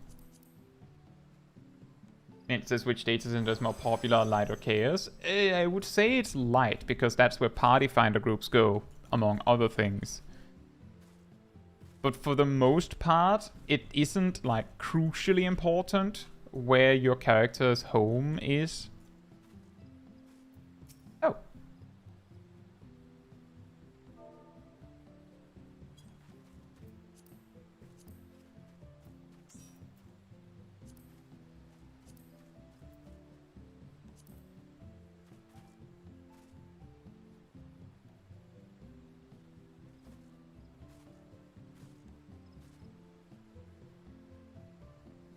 Ilvariance's light is more popular for raiding and stuff, while Chaos is a lot of the RP players in my experience. I don't know. I have no idea. That says you can invite me. Let me see if I can... My friend list loads really slowly. And now I have like 5 people ready to be invited. Now I feel bad I would have left their group specifically. And Cat Damon is also here. Now, see, I have like 5 people now. now. Thank you, everyone. I'm sorry. Right. So let me reiterate how this is. This goes.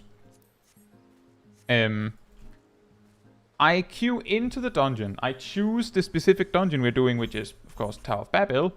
We enter, and then you can leave. In fact, it would be best if you leave, because otherwise I'm cheating by getting a party bonus.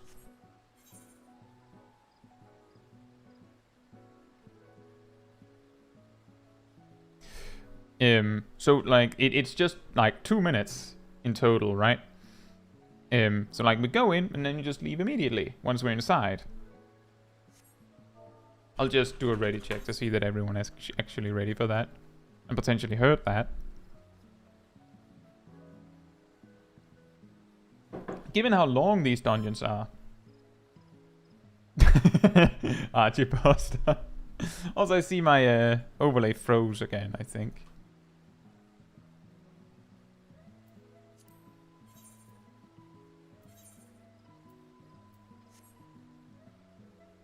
You weren't alone. You had 3. Did I have 3 healers?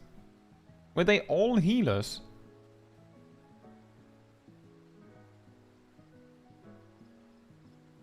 What does Caetsu Chaiji mean? Nothing. Literally means nothing.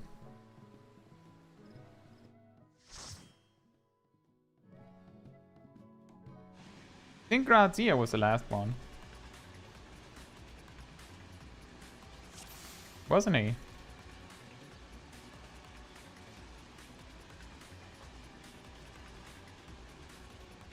Thank you for helping me in.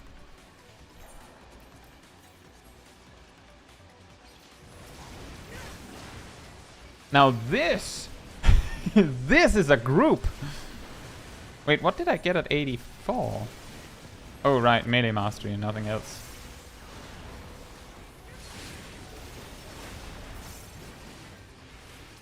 I have this many NPCs with me and not one of them decided to heal me even once.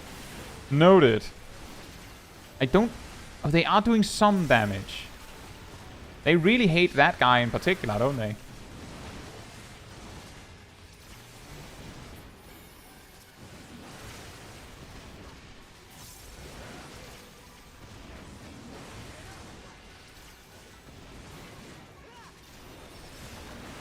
Is healing necessary when warrior?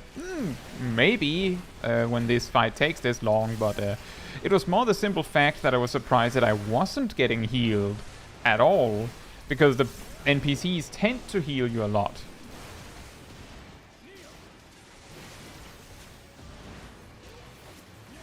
Like, you know, whenever you do a solo duty and your HP drops low enough and the NPC is just like, oh, well, I'm not actually a healer, but I can use potions on you for some reason. Or they just go, well, I've dabbled in white magic. You know, every rogue worth their salt knows how to cast Cure at least, right?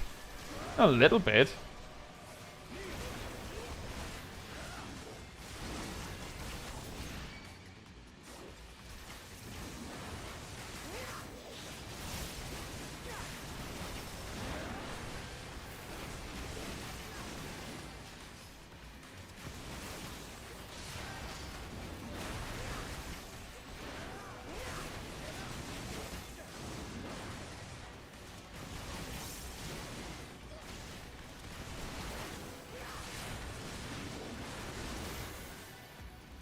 Oh yes, I do know that, Edoret. I saw that happen in a Whiscalper video. And I also specifically left a comment pointing it out. I didn't even know that. The easiest wall-to-wall pull in the game, because you can't actually fail it.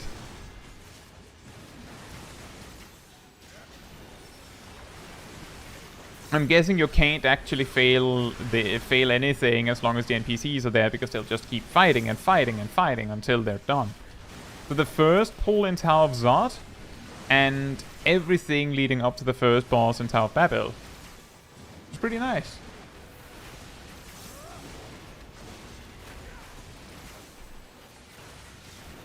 If you need it, of course, it's pretty nice. Other than that, it's just like weird. Like a weird fun fact kind of thing.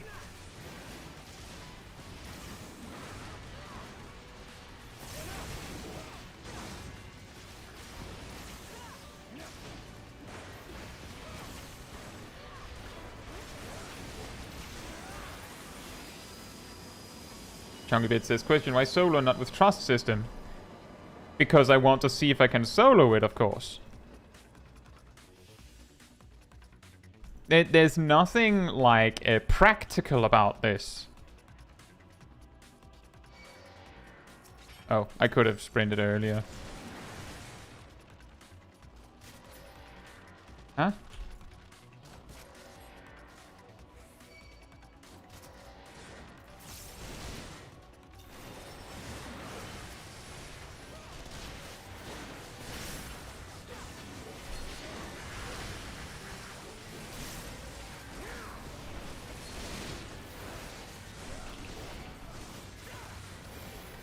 Thought solo meant one player, not one party. One player, not one party member. That depends on what you want. It depends on what you need. A while back, I made a video where I said, "Can you actually solo Final Fantasy XIV?" And by there, in that video, my logic was, well, if all other players disappeared, well, if the game was completely abandoned and no one played it anymore, could you then still, like, complete the game? And there it made sense to include the trust system. But here I'm just trying to see if I can actually solo the dungeons. Like, can you actually do it with no one else? Just because it's funny, if you can.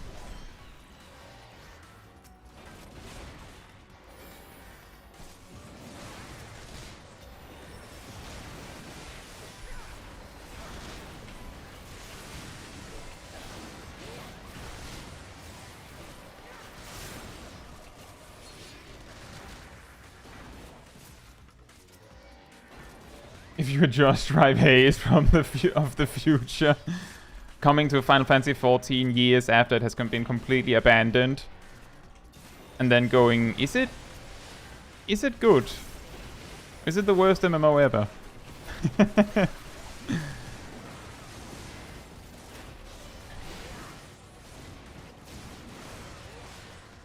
Have any dungeons been unsoloable due to a mechanic so far? Yes. A bunch of them has. A lot of the time, the mechanic that makes it unbeatable is a DPS check. But if you sat down and tried to complete Final Fantasy XIV alone today, your first stopping block where you literally wouldn't be able to progress would be Crystal Tower. Because you can't bring trust, and you can't be alone. You need at least 2 other players to even enter. That is of course completely irrelevant because you need you need at least 15 players to actually do that part with the party split up in Labyrinth. So you'd need 15 players to do it, I'm pretty sure. Yeah, I agree, Ilvarian. There's a very reasonable chance we literally can't beat the dungeon, but then I want to see how much we can beat, just to see if we can.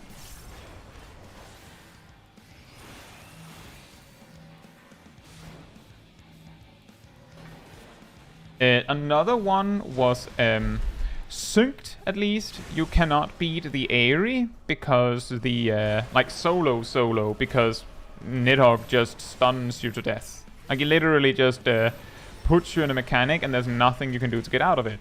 If you're doing it unsynced at level 90, you could just kill him before it becomes a problem, or you could just bring trusts. So that's why I focused on can you actually complete the game alone in the video.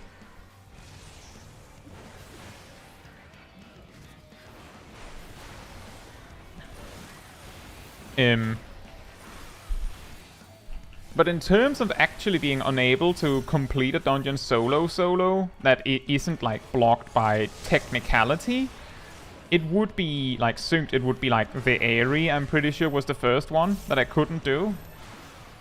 That someone else also hasn't been able to prove that was doable. For example, I had enormous trouble with Bravelock's Longstop, but it has been done, synced and everything. And I had massive problems with Samael Darkhold, but it has been done, right? And I've heard other people had enormous problems beating Castrum. I also had enormous problems with that one, but I actually beat it. I actually beat that one, or actually I demonstrated that it was doable. But it's extremely difficult to do synced, and probably relies on luck.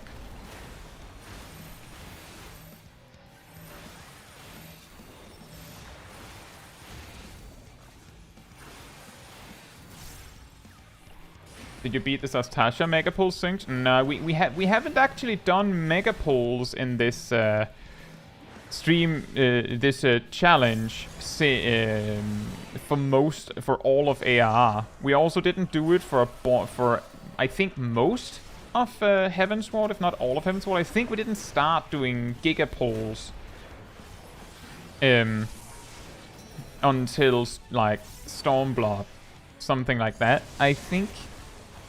Not 100% sure on that one. But we absolutely didn't even try in A Realm Reborn, because the thing that makes it even possible to do is Warriors OP. That is the reason why you can do it. Is because Warriors busted. And a lot of dungeons in A Realm Reborn I beat with Scholar and not a tank. What level 90 dungeons don't have DPS checks? Let's see. All of the bosses in Dead Ends, all of the bosses in Smileton, all of the bosses in Stigma Dreamscape, all of the bosses in Alzadal's Legacy. Let me actually think. Are there any one of them with a DPS check? Let's see. Where are their DPS checks? There is an intermission in Fell Court of Troya. That is a DPS check. I think you die if you don't kill the ads before his bar is filled. In Lapis Manalis, there is a DPS check. Pretty sure he kills you if you don't make it.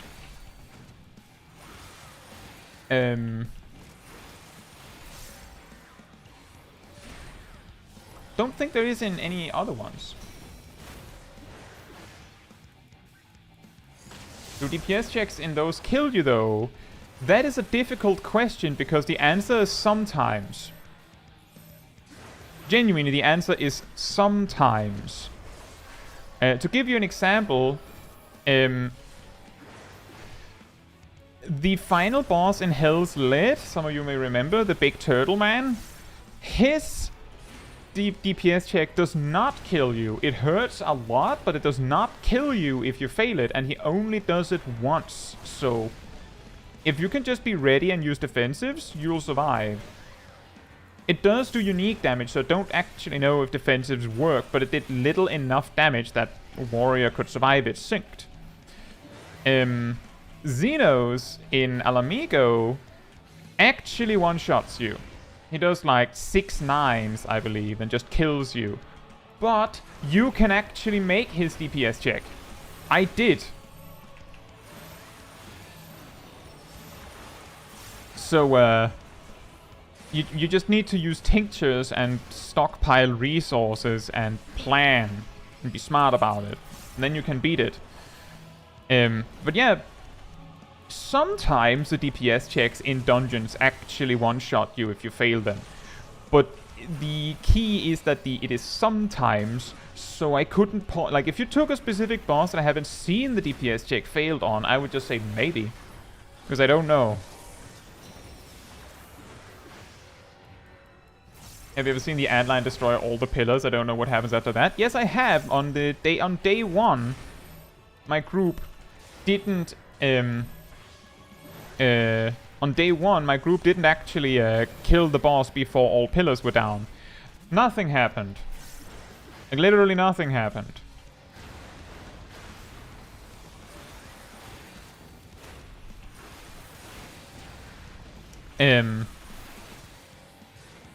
Like, he was just going to do the charge again, but with no pillars.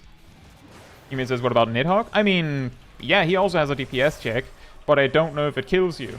It is such a small DPS check that I don't actually know if he'll kill you. And also, if you're solo, you're already dead before he gets to the DPS check.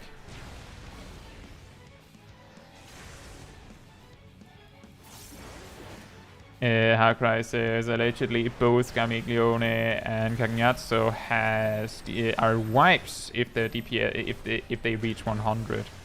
Fair enough. That is also what I kind of assumed, because I couldn't imagine otherwise.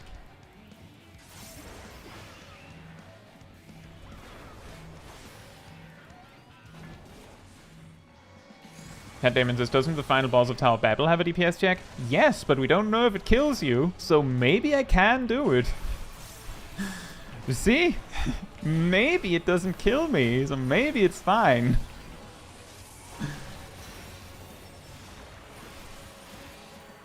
I haven't seen the DPS check failed though, so the way we're going to go about it is I'm going to try and stockpile resources so that I'm ready when we go into the intermission, and then I'll just try to burst as hard as I possibly can, and hopefully we can make it.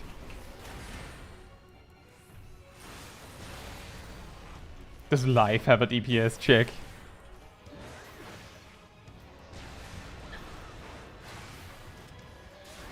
I mean, the thing that's going to happen is if the DPS check one-shots you, hypothetically, if the DPS check one-shots, then the question is, can I beat the DPS check? Like, can I somehow do it anyway? Because there is just the one DPS check. So if we can beat the singular DPS check, we can do it.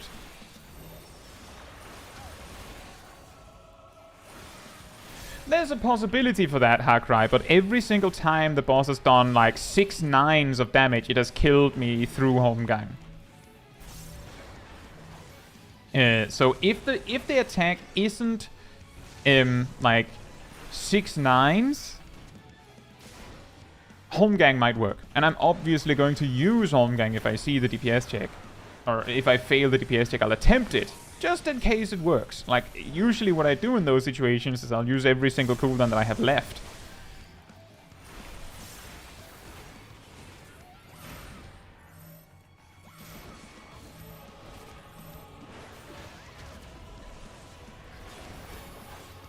And yes, indeed, Yumi, I have brought the big boy potions.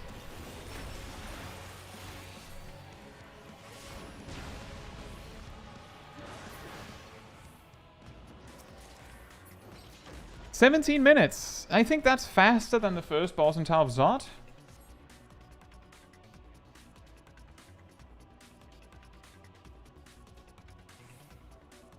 Oh, this might be a problem. How will I kite here?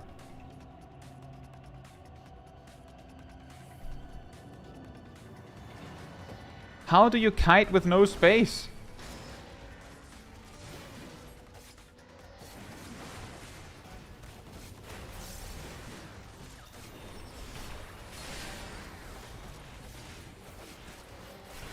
You can kite them. I guess there is a little bit of space. They're not that big, huh? Duck, duck, goose style. Just running in circles. I've done that before. I wish it was a little bigger.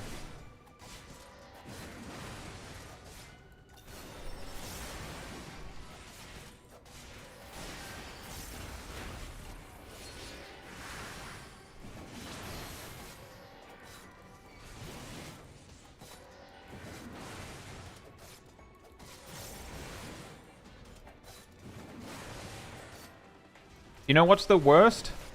When the mobs do exactly enough damage that you need to use an extra healing ability between each bloodwetting. Like, they just do barely enough damage that you have to use a little extra. That's really annoying. It feels wasteful. And that's also true, Chelsea, that there isn't that many mobs. The reason why I said this could be a problem is mainly because maybe they had, like, there's one of the packs that is actually really strong. Maybe.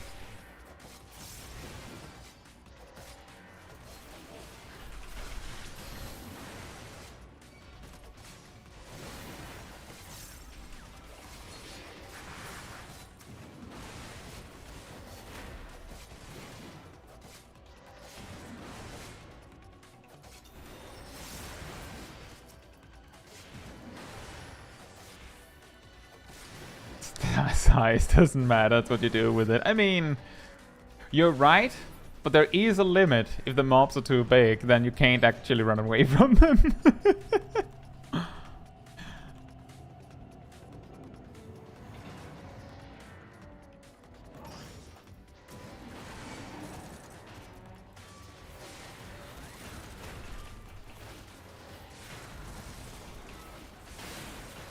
Hey Ryan, hope you're doing well.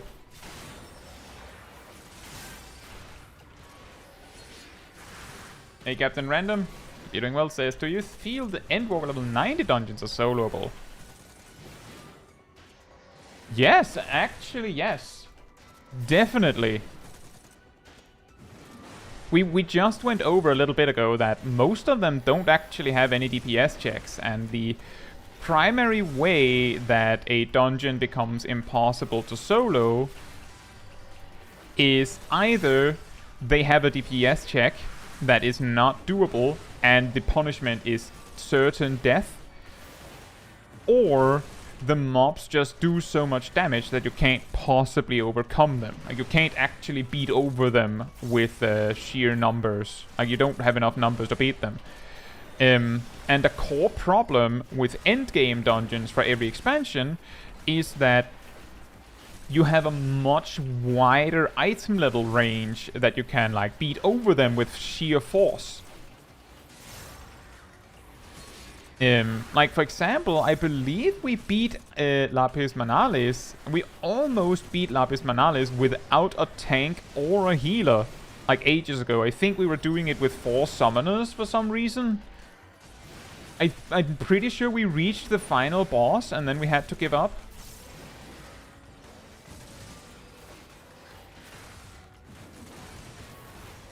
And yeah, we did a lot of kiting there too, as I recall.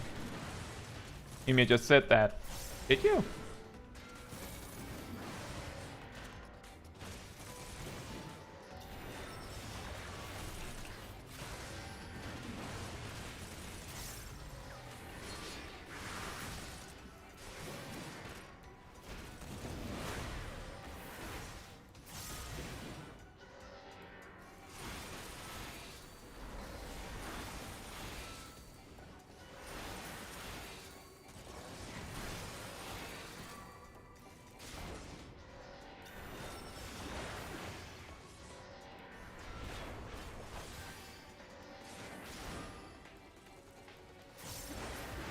Exactly, Captain Random. That is precisely it.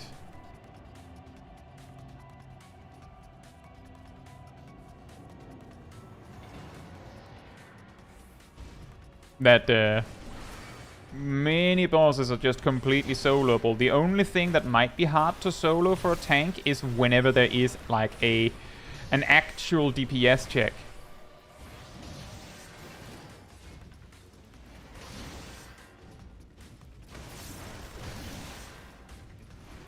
I don't actually know which one of these two is the bigger threat, so I'm just kinda...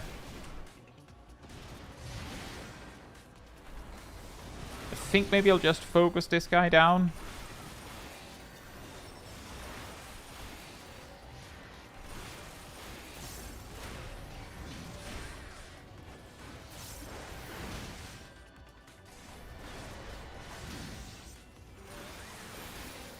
Oh, nice, a crit.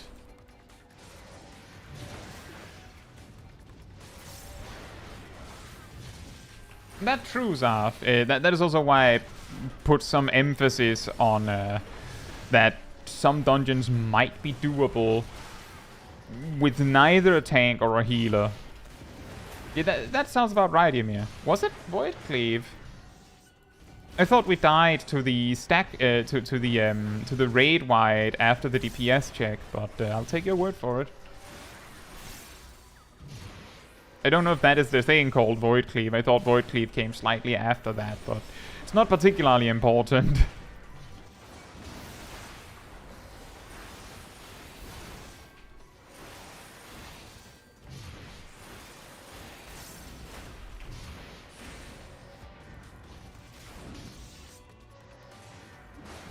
But yeah, I think a lot of the level 90 dungeons are soloable. The reason why we don't have like a lot of clear data on that, or people going out of their way to do it, is because to actually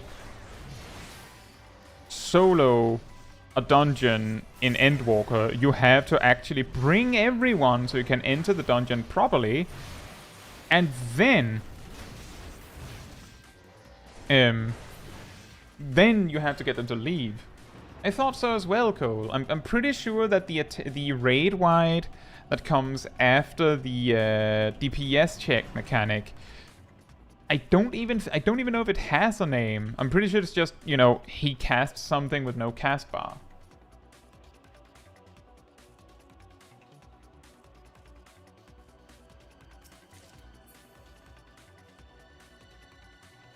Yeah, as I said, Ymir, are you sure that it's called?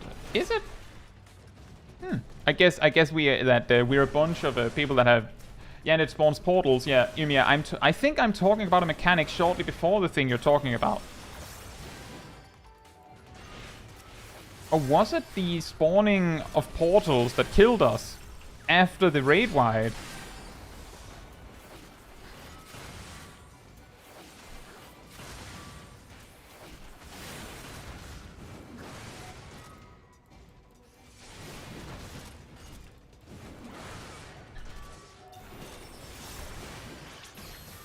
Right, so let me reiterate. The sequence that happens is boss becomes untargetable, spawns adds, there is 3 spread markers and then a stack marker, then the boss does a raid wide, then the boss comes back, auto attacks for a bit, then he uses Void Cleave. Was it that killed us and not the big, like, tsunami wave from the DPS check section?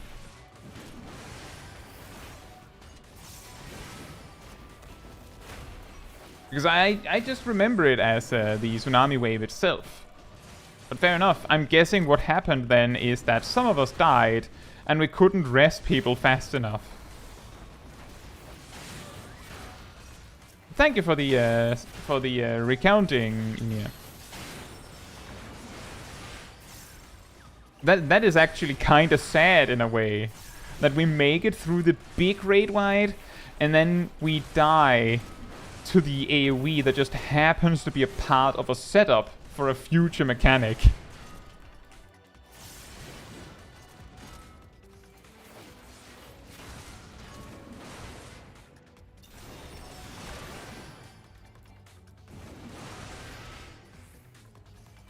Magic versus physical. That might help. I think the problem was that because we had 4 summoners, we didn't really have any ability to actually recover after one raid wide.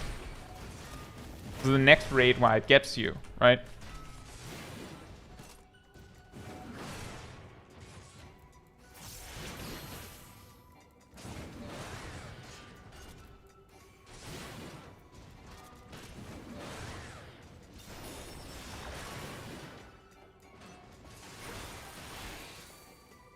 That's incredible!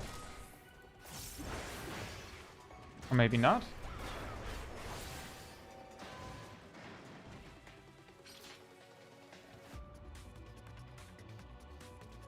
Did I freeze for a moment?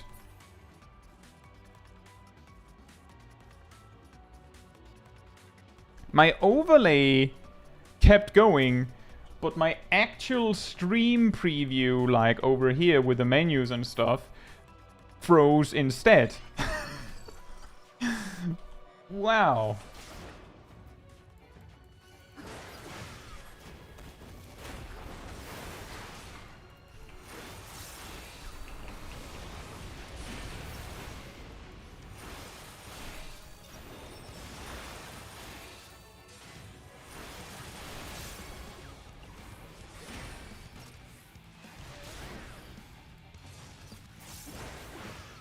Just a lot of buffering.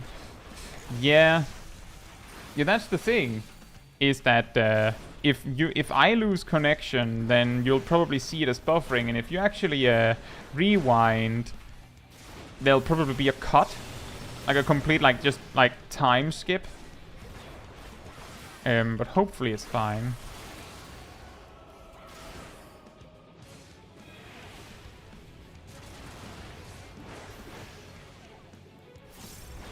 It's the slam dunk guy. Hey, watch out. Hope you're doing well. And it sounds like it was mostly fine. That's good, at least. Yeah, here's a tip.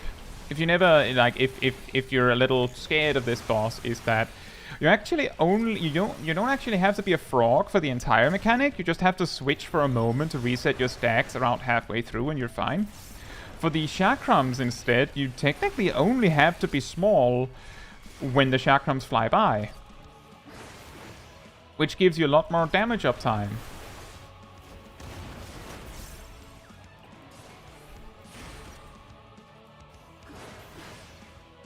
It sounds like there was a bunch of people that had some buffering, so maybe there's a possibility that YouTube had an aneurysm for a little bit instead.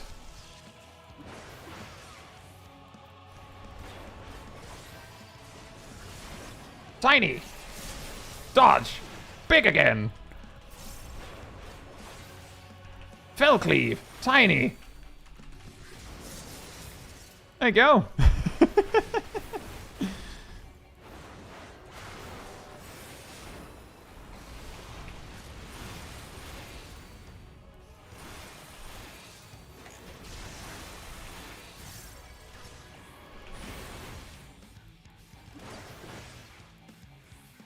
I think maybe I found the problem. I think YouTube kept trying to auto increase the preview that I had myself, which was causing me to have frame drops as well.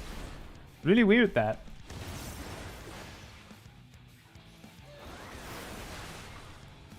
Yeah, I know, right? You're in weirdly convenient. I can just imagine that conversation, like Liu Kang talking with one of his minions. Like, it's like, are you sure you want a frog transformation button in your battle chamber, sir? Yes, please. Why? Don't question me.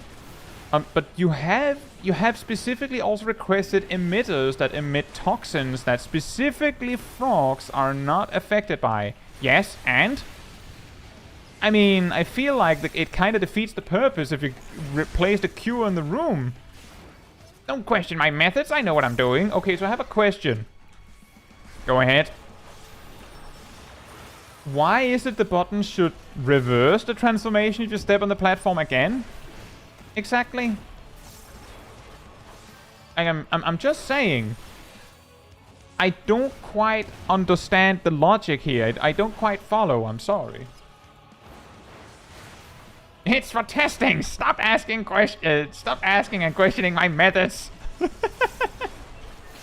Why not though?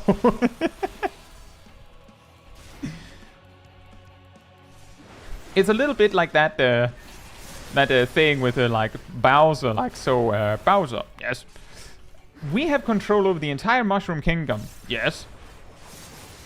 Why don't we just, like, not put any goodies for Mario in level 1? Why is it we only sent, like, a few Goombas at him? Wouldn't it be better to just send, like, a Tower of Hammer Bros and nothing else? Or, like, just drown the entire area in lava so it can't even start. You considered that? I need an assistant named Kevin. I was like, Coco, hope you're doing well. But that's against the villain code. How dare you suggest such a thing? It's a law that you have to give the hero a chance.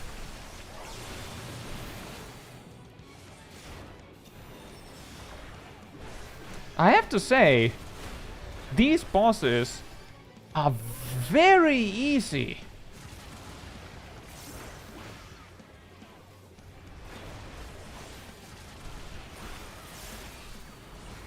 Like in the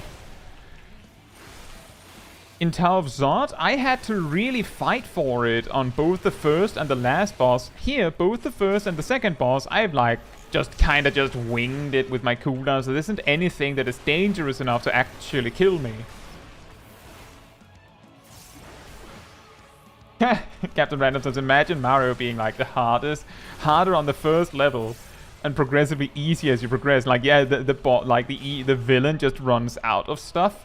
That would, I mean, that might be a bit weird of an idea for like a full length, you know, many hours of a game. But it could be interesting, like, I don't know, like as like an indie title or something, like maybe like a smaller project might be interesting to have like stages where obviously the villain knew that they should like just send their best at you immediately.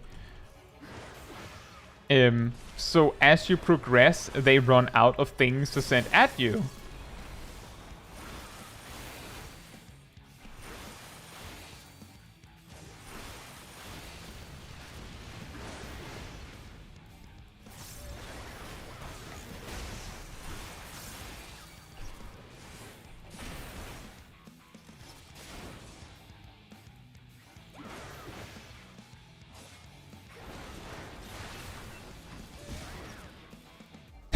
No, all my sons require their own castles in separate worlds. And obviously, Mario has to visit all of them. Otherwise, what would be the point?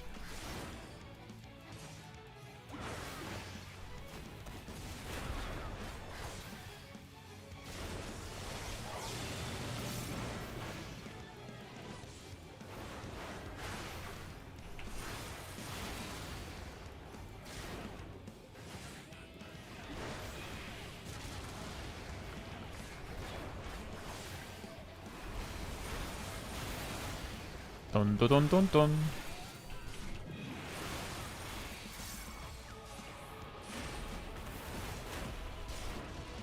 But despite the fights being rather easy, we're closing in on having spent the same amount of time on the first 2 bosses as we did in Tower of Zot.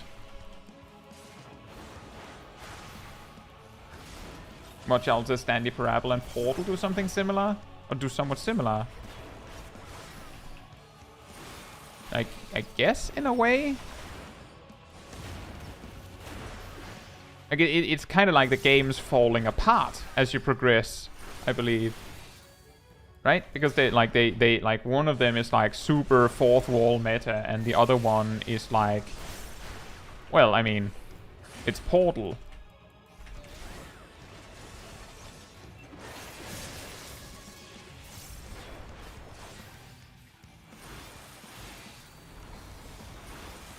Wait a minute. I think the mini debuff only makes you do like, either it doesn't do anything, or it only makes you do like 5% less damage.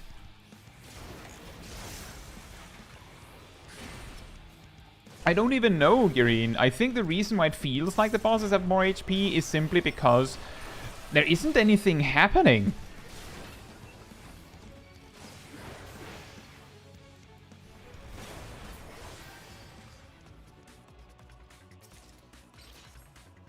Also, the elevator, right? Like, a lot more packs have been, like, forcibly metered out to make the dungeon longer. So that also makes a difference. But despite that, I'm pretty sure we're 5 minutes ahead of the Tower of Zot run. I'm pretty sure we beat the second boss with 47 left.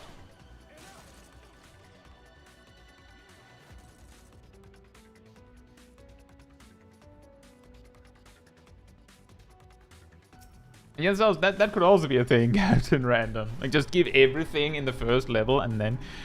Oh, right. So the problem is, if Mario beats the first stage, then you don't have anything on stage 2.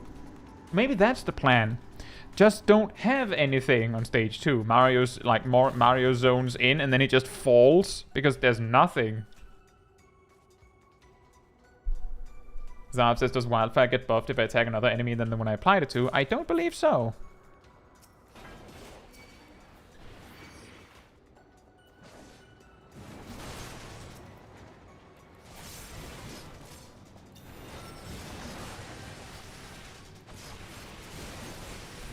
I have no idea which is the scariest mob in this pack, but I have a feeling that I should be not in range while I'm not under the effect of Bloodwetting.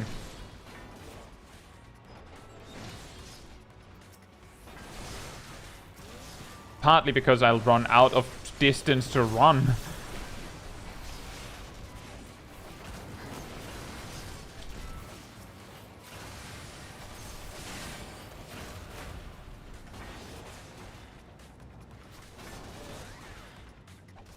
Imagine if the ads could be hit by these attacks.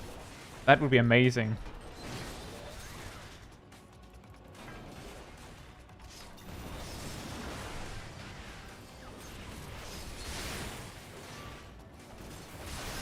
Yeah, that trick with pulling them from across, that is something that doesn't come up often, because usually it's just, why would you fight the mobs up here? Like, you want to go over there later, right? So just run down. There's no reason to pull them towards you, but I have seen, like, you know, DPS players and healers sometimes pull like that because they, like, if they feel like the tank might not pull them if they don't. Like as a really weird example of, like, a weird, like, kinda ninja pull. Or just do it because they can. You know, other things in the game that people do just because you can, not necessarily because you'd want to.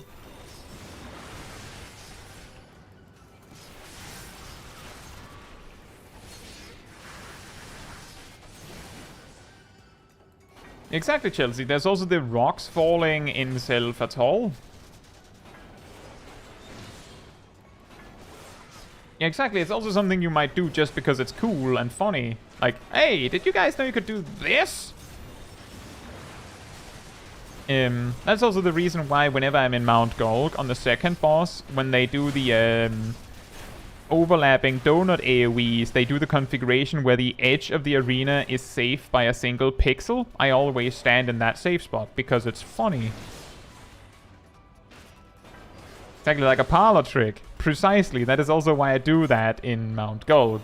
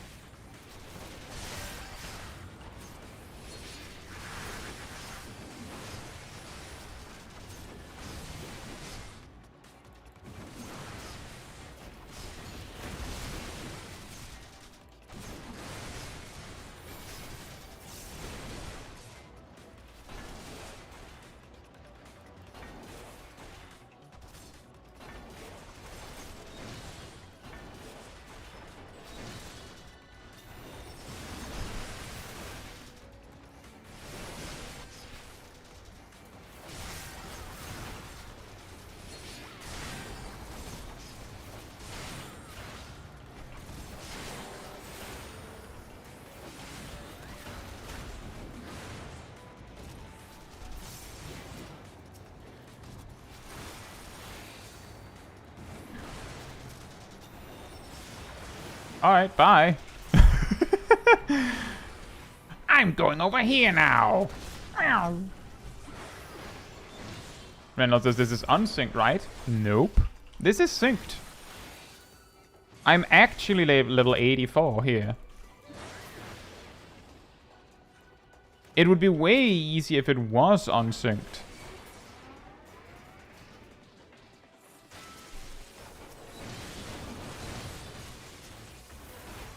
That's also the reason why in the thumbnail it says synced.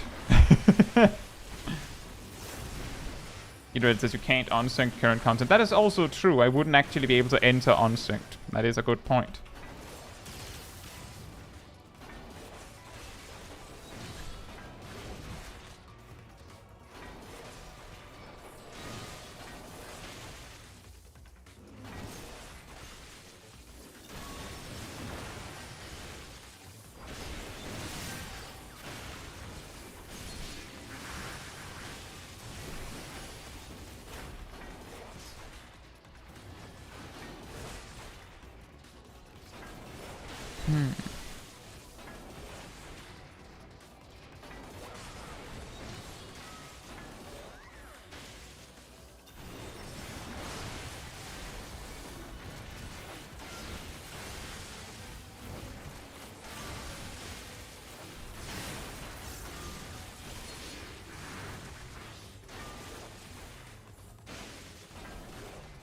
Watchell asks what would you be able to solo unsynced once Dawntrail releases? Probably most of Stormblood content that isn't soloable yet will become soloable unsynced.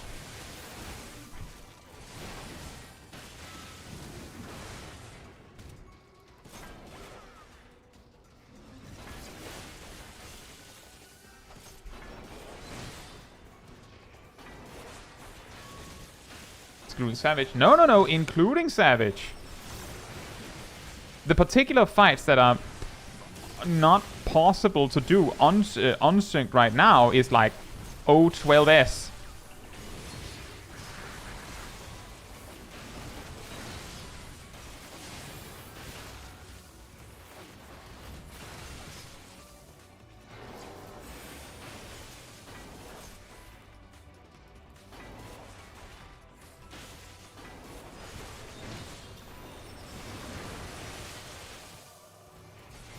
Exactly. Phase 1 is not soloable, but Phase 2 is.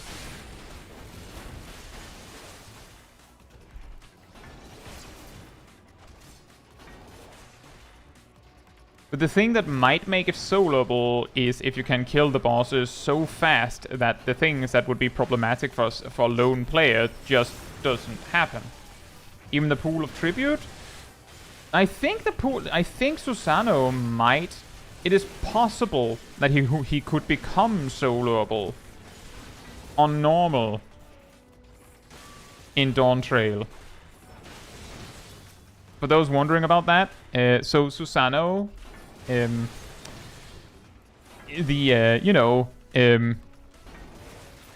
our very good friend, who is a very watery boy with a big sword,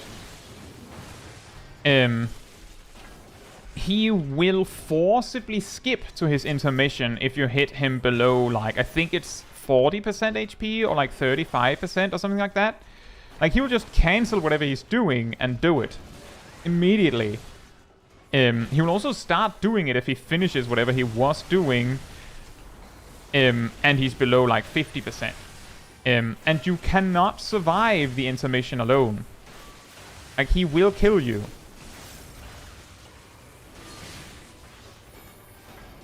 So you would have to actually, like, if, like, in Dawn Trail, the way you would be able to solo Susano is if you can push him to like 51% HP and then one-shot him from there. Blue Mage can do that in Endwalker right now. You just need to, like, build Echo and then get a critical direct hit. I believe Matthew J was the one who did that, right? I'm pretty sure.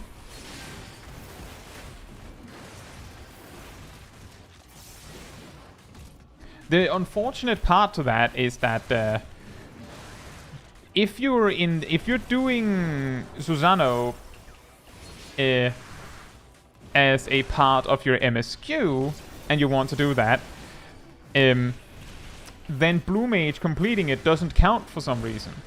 Blue Mage doesn't count if you beat it. Like, Blue Mage doesn't count if you beat MSQ stuff with it. Wasn't that normal and not extreme? Correct, I also said normal.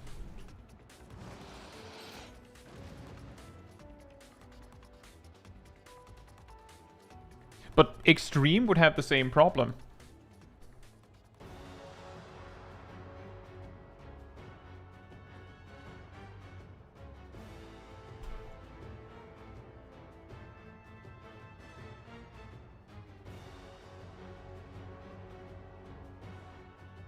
Yeah, exactly, Irid. That was also what I was thinking. Why is it Blue Mage isn't allowed to cheese things when a regular job can just do it? That's really, really dumb.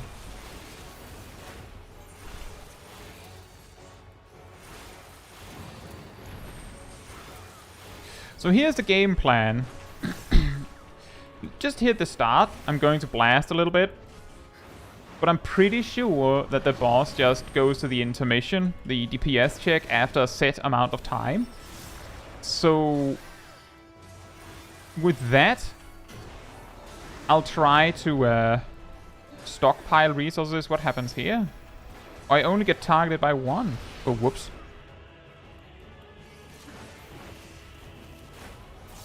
I didn't even need to do that.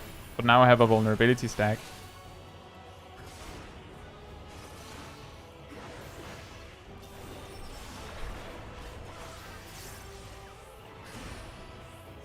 Right.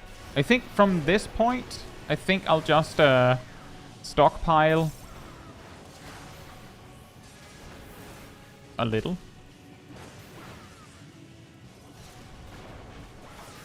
Yeah, exactly, Chelsea. That was kind of what I was thinking. The reason why I was like, I didn't have to do that was exactly because I was like, I could have just used arm's length for that. It was really stupid. Oh, I didn't stockpile early enough. Brinlow says, are there any account shared things if I made a character on EU with you guys? I mean, you would... If you have bought any mounts from the store, for example, those would carry over, I think.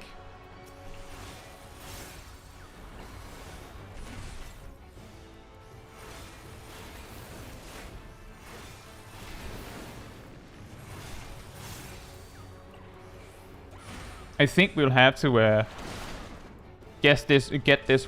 attempt this one on try 2, because I didn't actually stockpile hard enough and I'm already behind.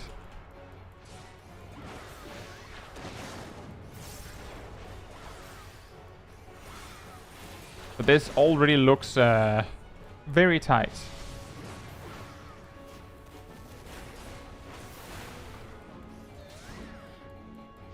Hey, look, Adamaji. Yes, it was doable. It was hard, but it was doable. It took 80 minutes.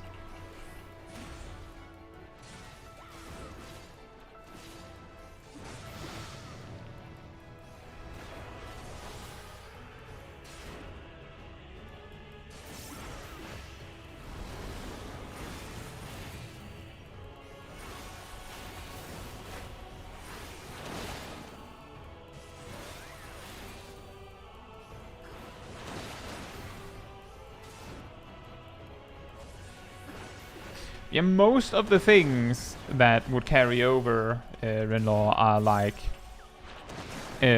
store items of some sort, which you could say pre-order is kind of that.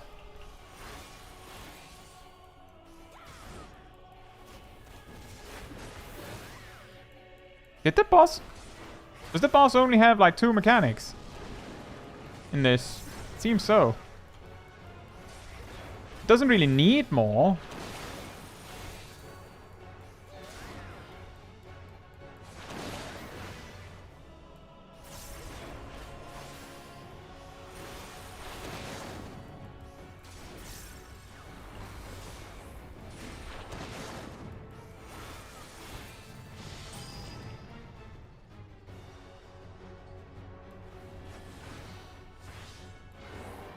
That was really the wrong order to do things.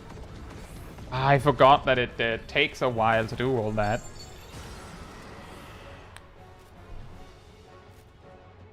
Oh, right, a barrier.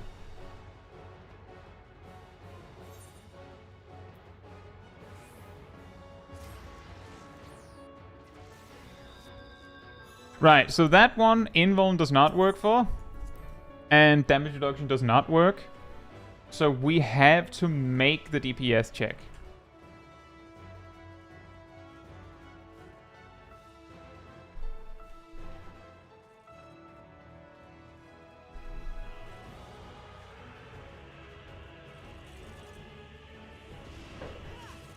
I agree, Chelsea, but I'll give it one more chance. I'll give it one more go, because just on the first attempt, I was, you know, just tossing out my resources because I'm like, I have plenty of time. What I'll do this time is I will just complete sandbag in the first phase. Just you know, maintain Storm's Eye, stockpile Beast Gauge, and just make sure I have everything for the intermission. And then we just go for it. And then we see how much damage I can do, because I could do more damage than I did if I hadn't been greedy. So we'll see. I don't think it's possible, but I think it's unfair to just say, nah, it's not possible after one attempt. You also have like 36 minutes.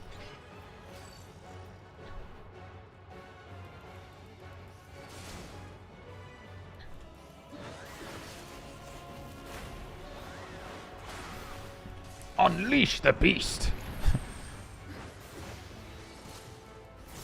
Unleash the bogus! Yes, Iterate. We can actually use arm's length on the tether mechanic. I just forgot before.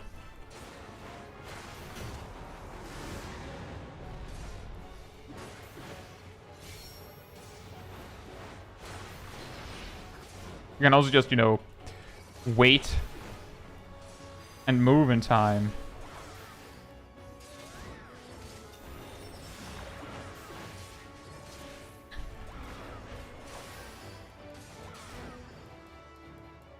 It's fine, Irid.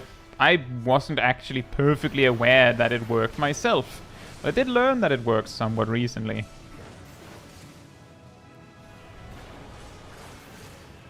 What are you going to do differently this time, Watchall asks? Well, right now I'm already doing something different.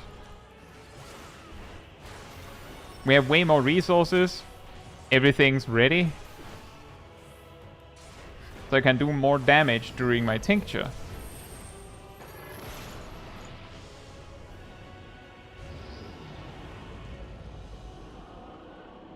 I could have made sure Searching Tempest was more ready.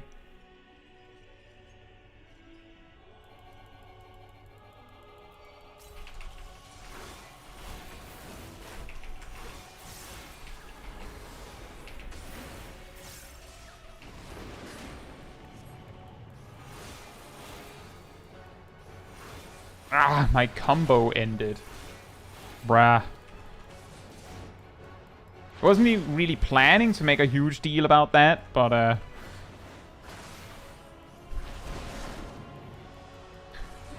yeah. It's too tight. You can see, like, I need to have already done over, like, right now. I should have already done 30% and only done 25%. But I do think it's better to make sure that when it doesn't work, it's like, I tried everything before giving up. Because I feel like I had previously done a thing where I was like, I didn't actually exhaust all possibilities and then gave up.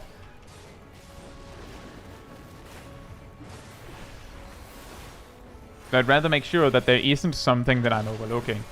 I'm pretty sure there isn't. Not exactly going to be able to like pull like 50% more DPS out of a hat.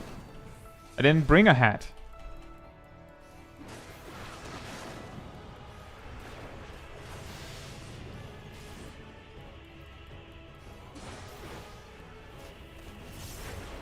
So I saw it too, Chelsea. It's just that sometimes it can be difficult to determine how impossible it is if you didn't actually do everything.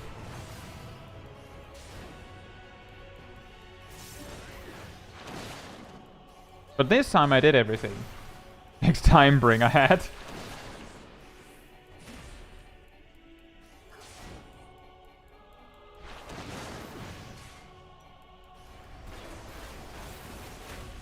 Yep, overlay froze. Thank you.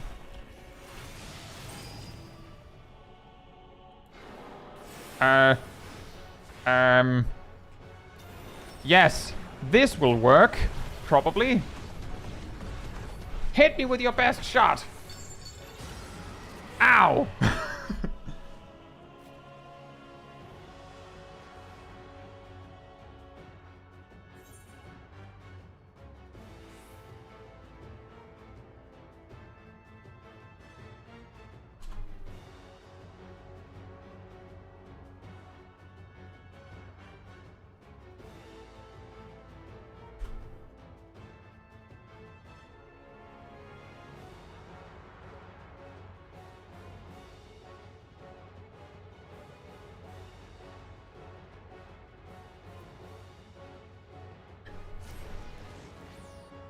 Welcome back, Emir.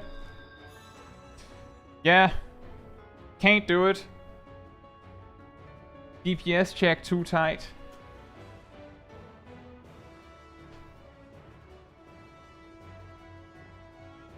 Yeah, it would be funny if we could bring out Blue Mage. It is actually, if Blue Mage had the defense to get there, Blue Mage probably would be able to make the DPS check. Yeah, we tried everything.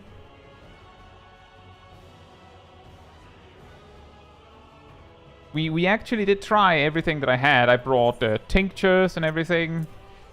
Stockpiled all the damage. Yep, Seth, I brought 3 friends to get me in.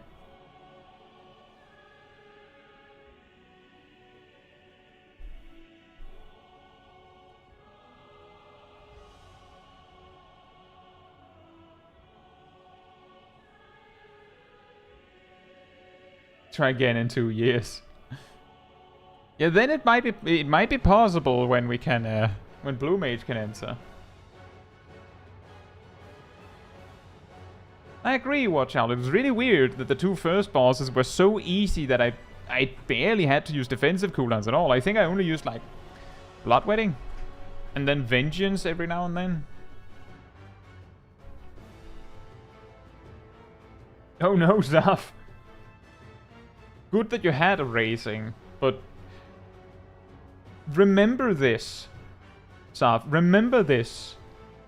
When you reach like floor 179 and you died and you were 1 Poleman of raising short.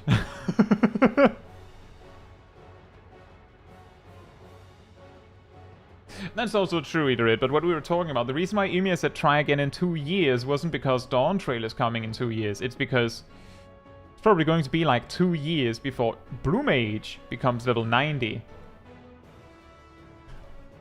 And then would have a reasonable chance of just sinking it.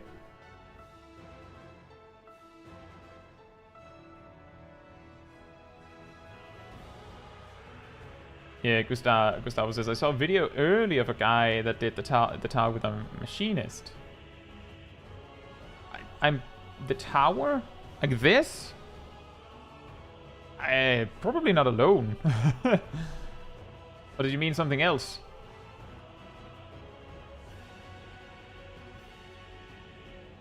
I'm pretty sure that the only thing you need...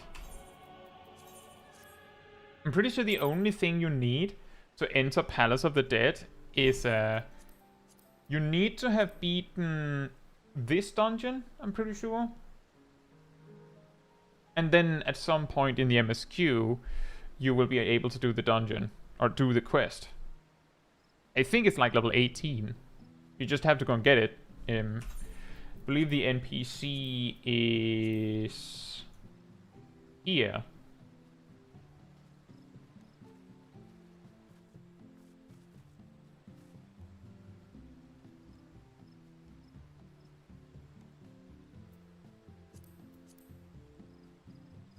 Is it something I should do? No, it's optional. I have actually never completed the Palace of the Dead, like to floor 200. But I've gotten pretty far.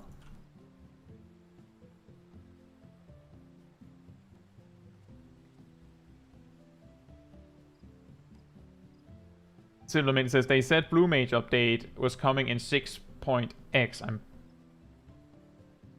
pretty sure they said 7.x. But Silvermint, Blue Mage update for Endwalker also came in 6.x. Wasn't it 6.5 or 6.51 or something? Or was it 6? I'm pretty sure it was 6.5 that Blue Mage got its upgrade. In Shadowbringers, so Blue Mage was added in, like, basically shortly before Shadowbringers came out. Then, at some point during Shadowbringers, they got increased to 60, but I believe it was in, like, 5.5 that Blue Mage got expanded to level 70. So, like, basically, here's your fully upgraded relic weapons, and here's your your new level cap for Blue Mage. Like, just, here's the one thing and here's the other. Both things are crazy.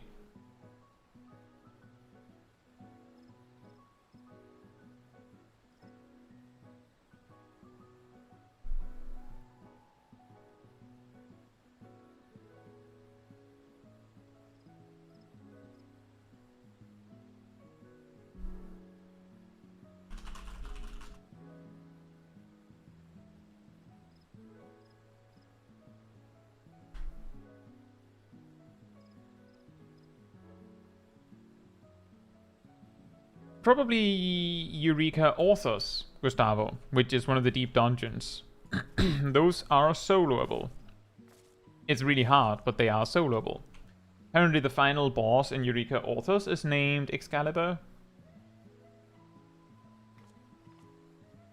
But yeah, in regards to Palace of the Dead, that is content that you can do from, like, start to finish on a free trial if you want to. Probably really hard because you can't make a party as a free trial. I'm just saying it as a, like, for in regards to players that might want to or can do stuff. Thank you, Giraheen. I think that was the last one because then, like, another dungeon would be again another, like, 70 minutes or something. It's going to be really late if we do that. So I think that was it. I'm not surprised that the dungeons take this long, so long that it isn't really feasible to do 3. But we did give 2 ones a really good solid try, and we beat one of them. But yeah, a free trial can fully complete Palace of the Dead. Like, every single achievement in Palace of the Dead is doable on a free trial. Every single achievement, as far as I know, in Heaven on High, which is the second deep dungeon, should also be available, because that's Stormblood, which is in the free trial now. The question is whether you would want to do that. Like, that's a lot of work. Maybe you don't want to do that. But some people play the free trial and basically play the free trial until they've done everything, and I say in quotations everything because there can be some limitations. For example, I've seen some players be like, I want all of the relic weapons made and completed in the free trial. And while you have this much space and you're missing some jobs, you only have, like, for weapons, just weapons, you have this space, and I think this space? I think you have this space, I'm pretty sure. But you have no retainers. So every relic weapon you finish is just, that's it? Gustavo says, what was the talk about Blue Mage? Is it that strong? Blue Mage in Final Fantasy XIV is complete insanity. Like, let me just give you some examples of let me give you a sample of what spells Blue Mage has. This is the strongest attack in the game, combined with the buffs that Blue Mage has. It can do more damage at level 80. It can do over twice the damage of any attack any actual job can do at level 90. Blue Mage can double it and go beyond with this, which is an attack that kills you.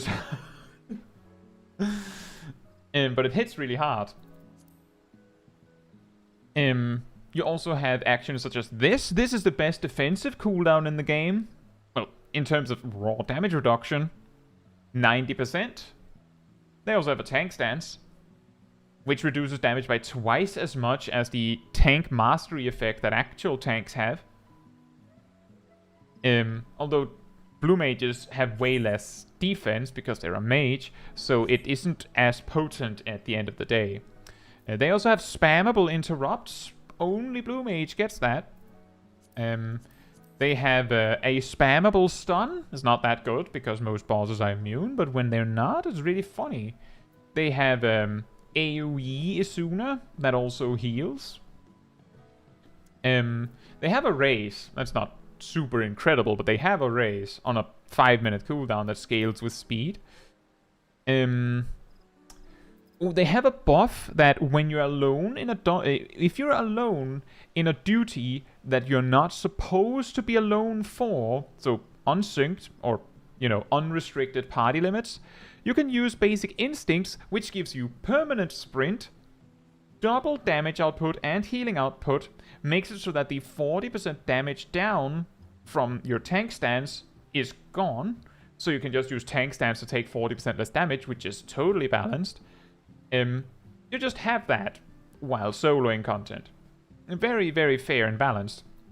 They also have Ram's Voice, which freezes everything for 12 seconds. It doesn't work on everything, but most regular mobs it works on, and just stuns them for 12 seconds. Which is extra interesting because they have a spell that kills everything in a radius around them that is frozen. So they can just freeze everything and kill it. Like that, once every 2 minutes. Very balanced, once again. What's another good one? They can pull in enemies. They can push enemies and allies. They actually have 2 variants of that for some reason. They didn't need one, they have 2.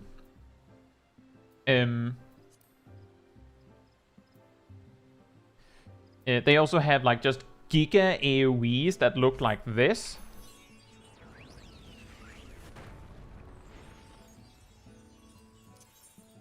They also have an attack that just cuts the enemy's HP in half. Again, doesn't work on everything, but if it works, then you can, like, if 2 Blue Mages use Missile on something that Missile can work on, and it doesn't fail, because it has a fail chance. If it succeeds on both of them, then the enemy just dies, because it goes, well, I'm doing half of their current HP, and the other Blue Mage goes, me too! And then they just, and the boss dies. Also known as a vibe check. Yep. And even when you're low level, 1,000 Needles you can pick up at like level 20 or something, I think. Maybe lower than that, especially if you have some help, I think. That just does 1,000 damage. You're not doing 1,000 damage with anything until like high 40s at the very least, if not straight up level 50. You can just go up to something and just one-shot it. Something that is 10 levels above you, one-shot it. Right, Ymir. Blue Mage, of course, also has a dot with an infinite duration. The thing we hear now called the meme, also known as Mortal Cringe, when we had a boss nearly die from it, just standing there.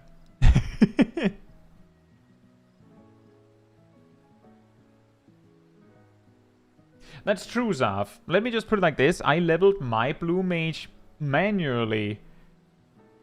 And from level 1 to 50, back when it originally released, most fights, because in Stormblood and Shadowbringers, Blue Mage actually didn't have sleep. I got Acorn, put the enemy to sleep, walked up to it and used 1000 Needles, one-shot it. And most of the time I was fighting enemies 10 levels above me. Like, I was, like, level 20-something, running around killing Morbles at level, like, high, like, low 30s. Because if they don't hit me, if Acorn lands, I just need to land 1000 Needles in 30 seconds. Just one. Is Mortal Flame affected by Bristle? Yes. Mortal Flame is affected by anything that increases damage done, and it's a snapshot, you know, dot snapshotting. So what you do, like, Blue Mages have different openers. Nope, Renlaw, that wouldn't work. I mentioned this earlier. People have tried in the attempt to see how far you can push the idea of soloing Final Fantasy XIV without even the trust system or anything, or duty support or anything like that. Just how far can you go completely alone? They have tried. What if I picked up Blue Mage? Because Blue Mage can solo a lot of things that regular jobs can't. If you do a main scenario quest related task on Blue Mage, like for example it says beat beat Keep of the Lake.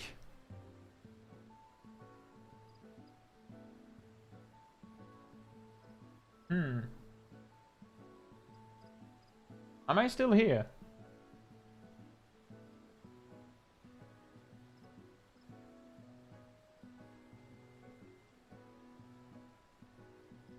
I'm still here, okay.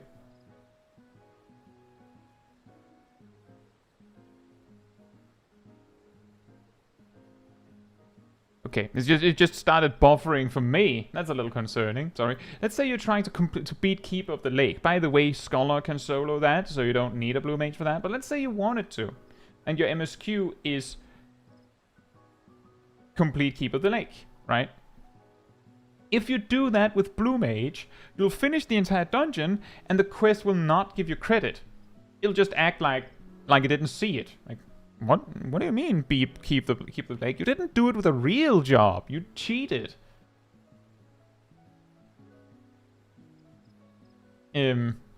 So there's no reason to pick up Blue Mage to complete your MSQ. Blue Mage is basically side content, except the side content travels around in the actual content. Like, Palace of the Dead is side content in a way. Blue Mage is side content. It just so happens that the way that it works is that it plays real content. And that's just how it is. So there's no reason to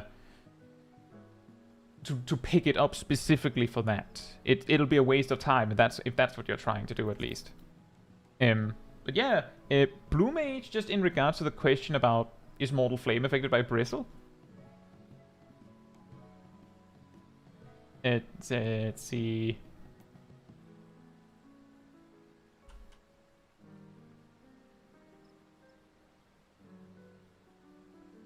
What says, did I miss the solo run? Yes, we finished Tower of Zot, and then we tried Tower of Babel, and then we got blocked by a DPS check. So we're just kind of winding down now. Yeah, Blue Mage, as a result of having a bunch of spells that are so insanely strong that they have this stipulation where it says only one effect afflicted by this action can be active at a time. which means that if you have 8 Blue Mages, that doesn't matter because the boss can only be affected by 1 Mortal Flame. This also applies for Breath of Magic. So again, if you have 8 Blue Mages, only 1 of them can use the insanely overpowered Breath of Magic. Which means that in a, like, if you're trying to do hard content with Blue Mage, and yes, there is actually hard content for Blue Mages, they have their own challenges when doing, like, a Savage fight synced as 8 Blue Mages. For example, while Blue Mages are insanely good at deleting enemies from the face of the earth, they are not very good at tanking, because they take way more damage. Meaning that a lot of tanking is about doing enough damage to keep the attention of the enemy and recover enough MP that you can afford Diamond back. Because every time the boss even as much as looks at you and goes, I think I'm feeling like doing a tank mechanic, you're like, well, I guess I'm using Diamond back. That is a slight exaggeration, but I think you get my point. Similarly, Blue Mages don't really have that many utility OGCDs. Like, most of their OGCDs are just attacks, which means that healing is almost just, I think it's actually just spells. Which means that unlike a white mage or a sage or something that can do a lot of healing just in addition to attacking, a blue mage healer has to stop attacking and heal. Chelsea says, I don't know, I watched a blue tank take both busters from E12S. Didn't they do that with Diamondback? Thank you so much for the super chat, Emir. The pink super chat. This Phoenix sucks! Also, well, well done on the solo runs today, even if you didn't clear the second one. Also, Bleed! Thank you so much! I'm glad, I hope it was entertaining at least, even though we didn't beat Tower of Babil. Thank you, Emir.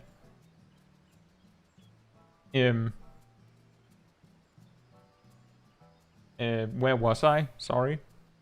Right. Blue Mage has basically the best button for everything. Like, they have the best tool for any situation. The problem is that, let's say, would you like... Just here's a suggestion, a trade proposition, a trade offer. You get 10% more damage reduction on your 30% damage reduction effect. So it goes from 30% to 40%.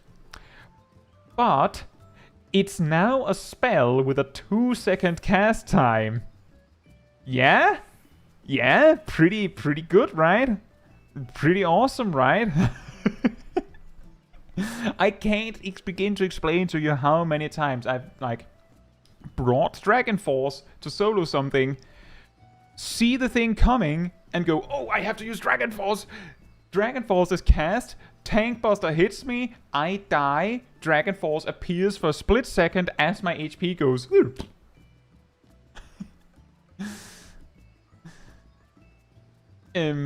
Like, this is basically Blue Mage in a nutshell. They have the best everything, but a lot of them come with like a huge asterisk that goes, but it's a spell. 40% damage reduction for 15 seconds, it's better than Sentinel, but it's a spell. 90% damage reduction, again 2-second cast time, no cooldown whatsoever, no cooldown. But you can't do anything for 10 seconds, including cancelling it. So it's a 10-second personal stun that you can't undo. So, like, if you need to use Diamondback to tank a... If you need to use Diamondback to tank a hit, you have to make sure that Diamondback is active when the hit lands, but it ends at a point where you can still dodge the next thing. And, like, there's so many examples of this where Blue Mage is really weird and really strong, but... And yeah, exactly, it also costs 3000 MP.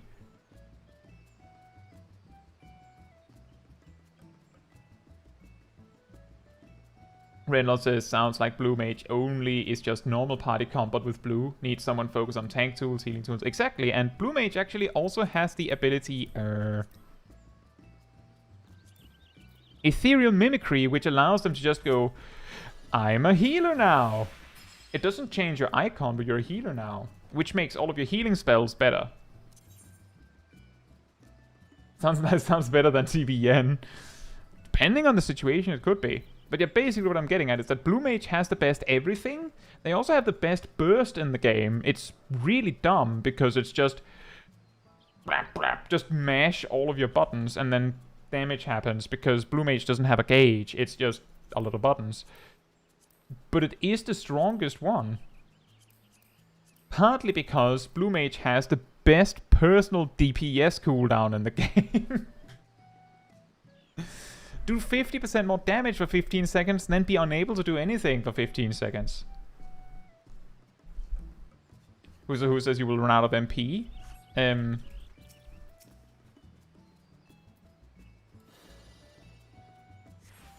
This is actually a bad way to do this, because then I'll recover out of combat MP. I wanted to prove something else, so I'll have to get to that.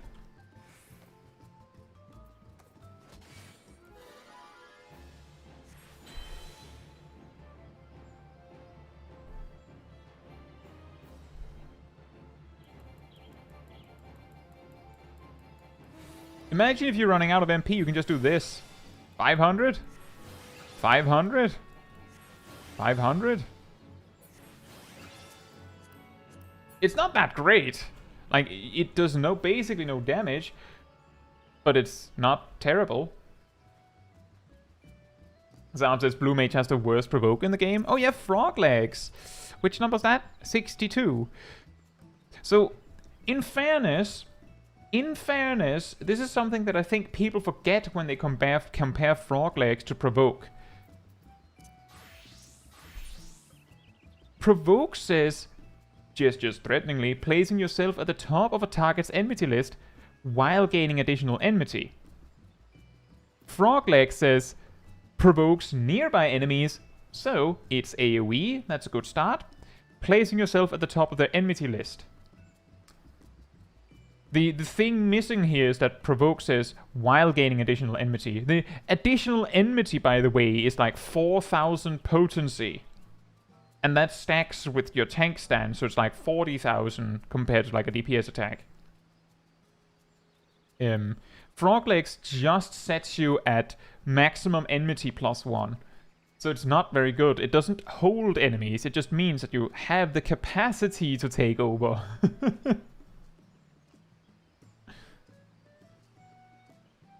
Who says, but it's low damage. The thing is, with Blue Mage in this regard, is that if you're a tank Blue Mage in a group, so you don't have basic instincts, you're probably using this, which means you're doing 40% less damage already. Like, you're already doing poor damage. So, Blood Drain being bad isn't as painful, because you're going to be doing terrible damage anyway. Then on the other end of the stick, of course, there's also the part that you have access to things like Goblin Punch now, which is, if you're the tank, it actually hits for like nearly 50% more damage than the average filler attack of a non-tank. And it's instant. That is also a good point, Zaf. I'm pretty sure I've heard that as well, that the primary way Blue Mages like tank is heal enmity. Just use White Wind.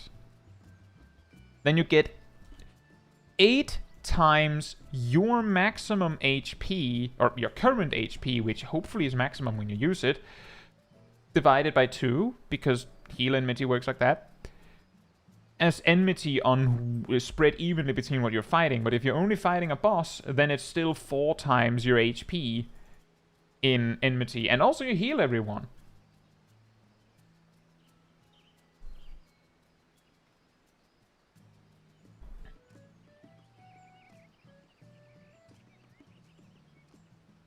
The look. The interesting with the look is that... so I haven't seen if this has changed in a long time. There was a time where I believe Mighty Guard... Let me see if I can actually find this information.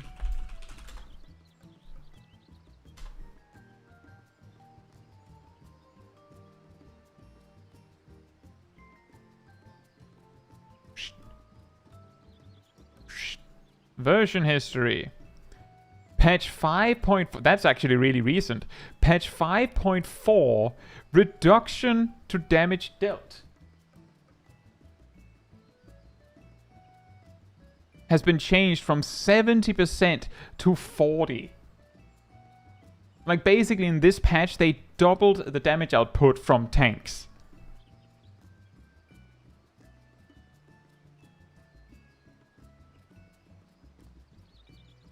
The reason why that's relevant is because in Shadowbringers, I remember I looked into this. Because there it was like, because obviously tank Blue Mages did absolutely no damage, it was a lot more crucial to know how to do the most possible enmity. At that point, I don't know if they've changed according to the version history, they have not. Mighty Guard has been buffed to a point where I'm pretty sure the last time I checked, it did 11 times enmity. So remember, regular tank stances do 10 times enmity. Mighty Guard did 11 times enmity. Just to make sure. And the Look, I believe, had a 7, or has a 7 times enmity multiplier, which means that if you use Mighty Guard, then a 220 potency attack would do like 2,400 potency worth of enmity, right? The Look would then multiply that by 7, so we're at like 17,000. Pretty insane. Alright, Emir, thank you for coming. Hope you have a good evening. Yeah, exactly, Gustavo. That is actually a really good way to describe it. Blue Mage is basically something you just play to have some fun on the side. There's one particular thing where Blue Mage is usually something where everyone goes, oh yeah, I should level that. I'm sure everyone already knows what I'm thinking of. There's always a specific time in, like, a specific season, you could say, in Final Fantasy XIV, where everyone goes, oh right, I forgot to level my Blue Mage again. Shucks, normally we would have been in such a time period, but the reason why we're not really is because that particular piece of content has been changed. Normally, around a month before a new major patch hits, we have the Moogle Treasure Trove happening, which is usually grinded or farmed in some way by spamming a dungeon, just running a dungeon that gives Morg Tomes with 3 to 4 Blue Mages, or however many Blue Mages you can fit, and just rushing it. Like, for example, you can do Aurum Vale in under 4, in like 4 minutes, I think? I can't remember if it's under 5. With Blue Mages.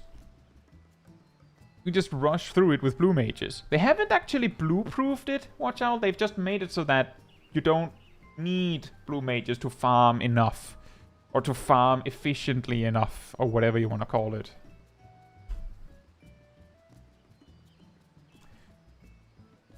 Exactly, as Chelsea put it, they gave alternatives.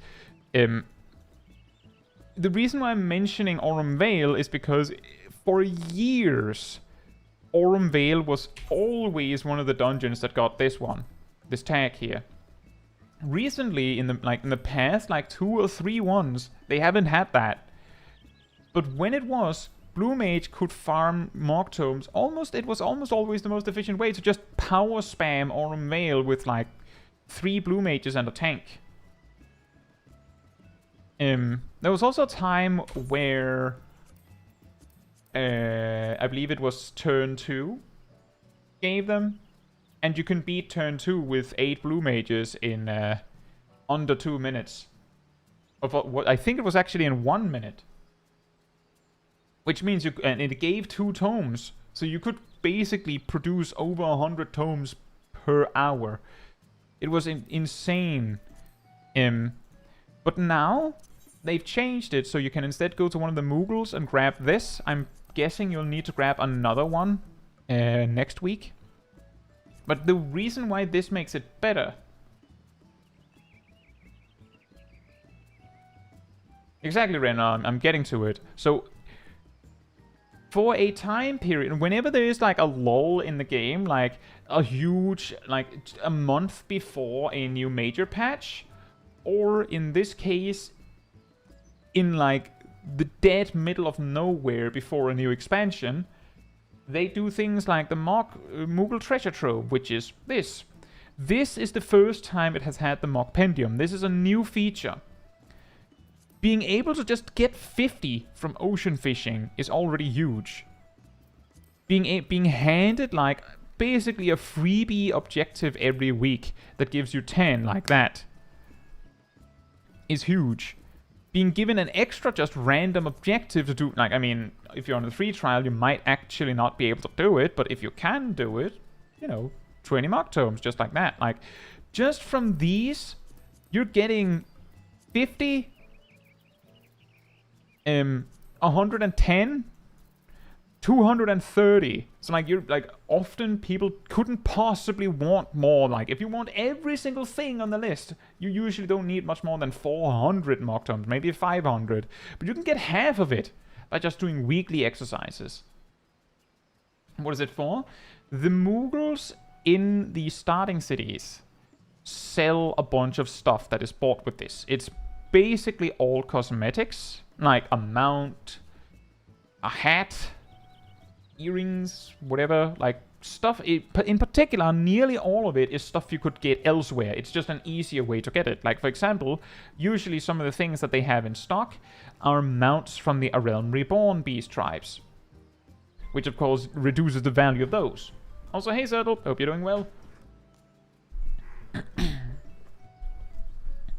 But because you have these alternatives, a lot of players might just not feel inclined to like power spam something like Kotos Cry.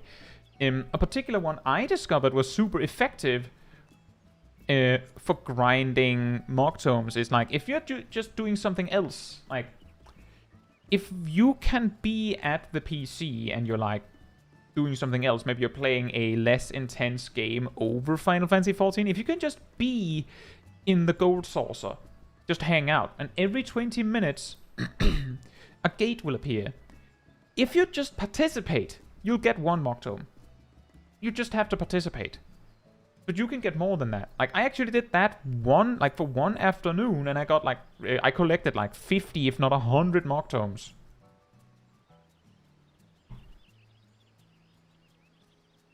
Can I eat the gate? You can try. Maybe you can eat the cactus there. But because there are so many alternative ways to grind the Mock Tomes, people don't feel as incentivized to do this. But I'm just saying that... Renlo says, so things that take time to grind or bad luck protection. It's a mix. If they're selling an extreme mount, which they usually are, they're usually selling multiple extreme mounts, it's like... it's usually easier to just buy the mount from the Moogle because it's a random drop from the boss. It's not so random that it would take you days to get it.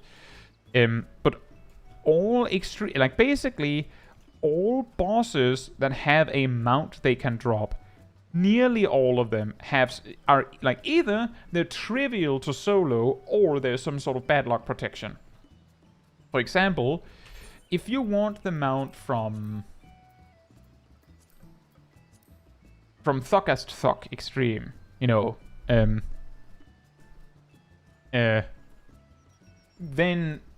if you do him if you fight him, I believe it's 99 times, he'll give you like 99 totems, and then you can just buy the mount. 99 times is a lot, but it means that you can't be completely screwed over by RNG. Like, you will get it if you put in the time. You will absolutely get it. Guaranteed. Eventually.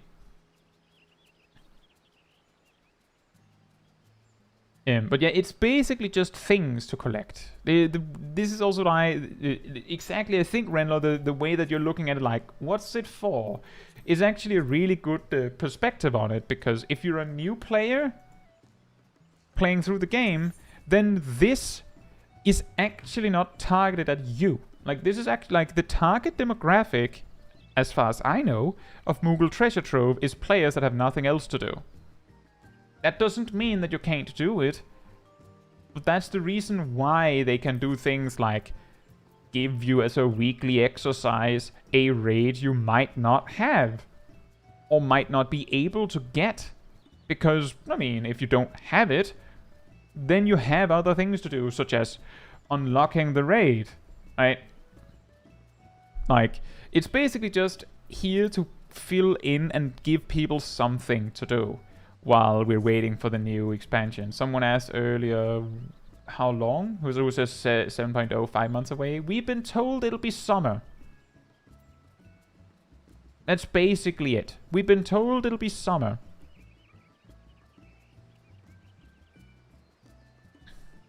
Firefly says it's also a pretty good way to get a pile of MGP. It is a very good way to get a pile of MGP. It's also a very good way to get some maps. There's the ostensibly... These ostensibly special time-worn maps. Those you can stockpile on like normal treasure maps where you can only have like one in your inventory and one in your saddlebag and one deciphered. Chelsea says, does it adjust for people who don't have later content? No. It does not.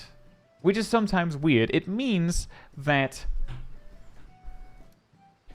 you can have a person who is in Heaven's Ward who just has a 4 question marks weekly objective.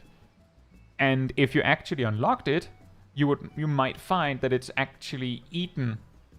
Like Eden's Promise Animal Force is the one that I had. You can have a free trial player whose objective is win in Rival Wings. That can happen. And a free trial player can't enter Rival Wings at all. You can unlock Rival Wings, but the game will just decline you when you try to enter, as far as I know. Like, you can't queue for it as a free trial player. So the Mokpendium can give you literally anything that is on its list. It does not care whether you can actually do it.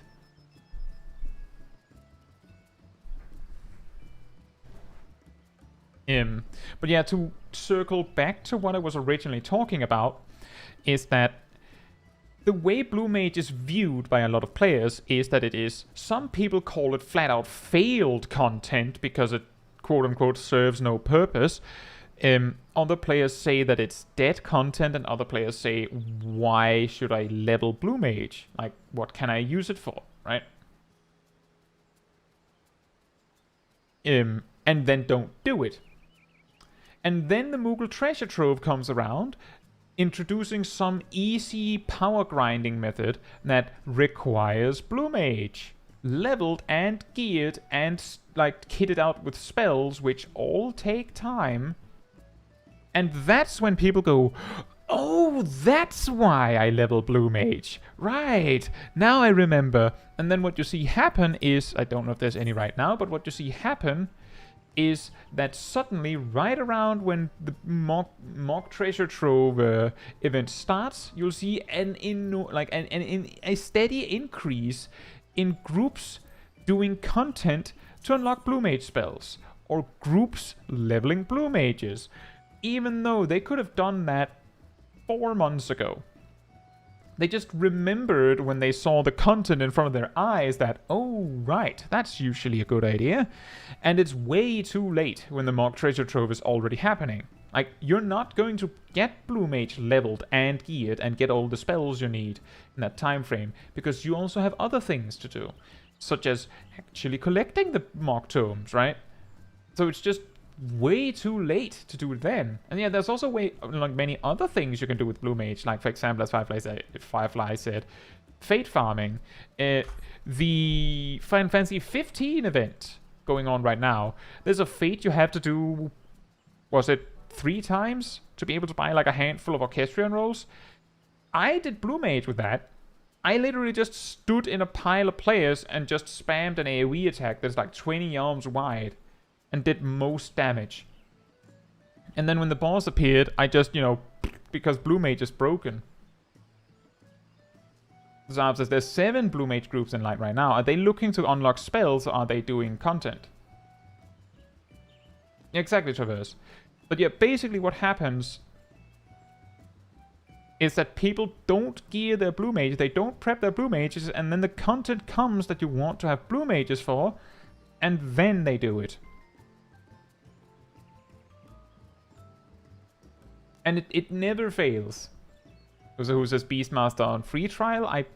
I'm guessing that Beastmaster will be exclusive to Dawn Trail, like as in you will have to have Dawn Trail to get it. That would be my guess. I believe Blue Mage was free for all at launch, but that would be my guess. Some of the groups are for spells. Gustavo says, how does Blue Mage get new spells? They kinda copy from enemies. The way that it works is you have to fight an enemy that has the spell you want. The enemy has to use the spell, and then you have to be alive when they die. You don't have to be hit by the spell. They just have to be allowed to cast it. So if it's like some sort of like enrage mechanic that the spell you're getting originates from, you have to let the enemy do it.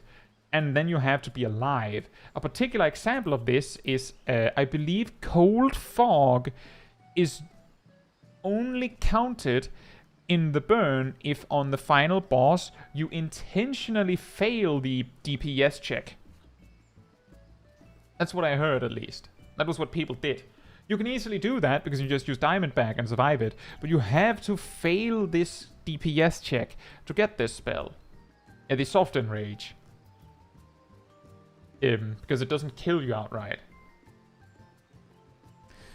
But yeah, you would have to actually, you have to see the spell happen, and then you have to be alive when the boss dies. There's just one extra asterisk to this. Alright, watch out, enjoy your lunch. There's one extra asterisk to this, is that if you're doing a fight unsynced, right? Going like this. Do it unsynced. Then you're not guaranteed to get the spell. Then there's actually a very low chance you're getting the spell. Some spells are guaranteed. If the Blue Mage quest line name drops the spell as a spell you need to get to progress the Blue Mage quest, then it has a 100% chance of being acquired.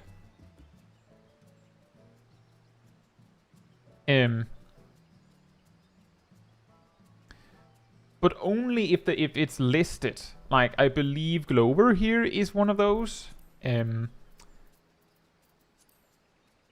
Mind Blast is one of those, I believe. So, like, those are guaranteed if you do it unsynced. Although those can be acquired synced. Like, obviously Blue Mage can solo or unveil synced. Zav says if you're in a full Blue Mage group synced, all dungeon spells are 100%. If you're in a synced group, all spells are 100% Zav, actually. You don't even need to be in a full Blue Mage group. Although, if you're collecting spells, it makes sense. Everyone gets it. There's no reason to only bring 3 Blue Mages if the 4th player also needs it.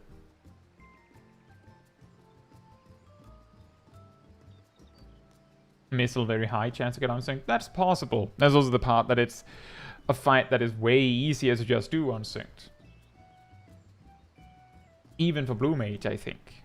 This is actually a weird thing with Blue Mage. There's also, yeah, you could also do it for the Blue Lock, but there's, like, there's no level 1 to 50 dungeons in the Blue Lock. So, less incentive there. I also often forget to think about that, because I started on Blue Mage before Blue Mage Log existed, as far as I know. And a big part is also that I got Missile when max level on Blue Mage was level 50. So, you know.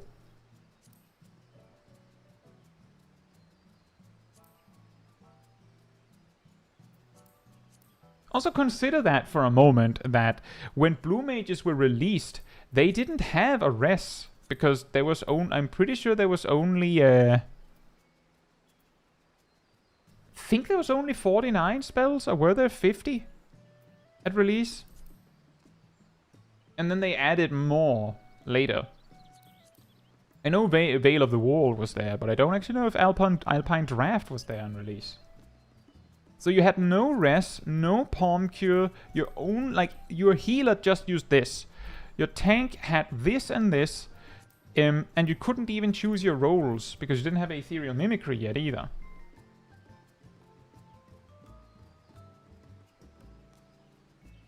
But I didn't really do super hard content with that, although I do remember doing Shiva at level 50 synced with all this. That was hard. I do recall we had to go in twice because some people died. And then when we went in the second time, the players that already got the spells, some of them switched to healer and some switched to tank. And part of the reason is also that Glass Dance is only from the extreme version. Hey Adam, hope you're doing well. So you'd have to beat, you know, Shiva Extreme, not just normal or hard, I guess. I don't know, Firefly. Part of the problem with these things with probabilities is that you need a lot of data, a lot of samples to know whether you were just lucky or unlucky. And given that each character can only learn each spell once ever, it's really hard to get this data. So, like, the best we can do is, like, be like, well, if a lot of people experience that missile seems to be very easy to get, like, you get it really quickly. Oh, wow! Thank you so much for the pink super chat, Ito. Rawr to you as well. Thank you so much. That's wild. I hope you're doing well, by the way.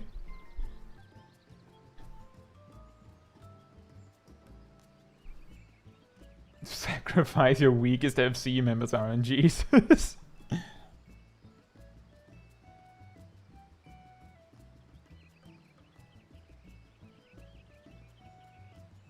Sam says, in the Academy, we limit our spells to the expansion for the content we're doing. So that means when you... did you do the A Realm Reborn content with no raise?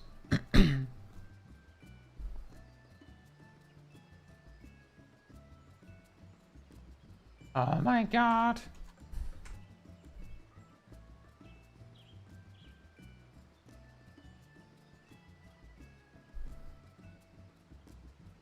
Thank you again, Eno. Eno.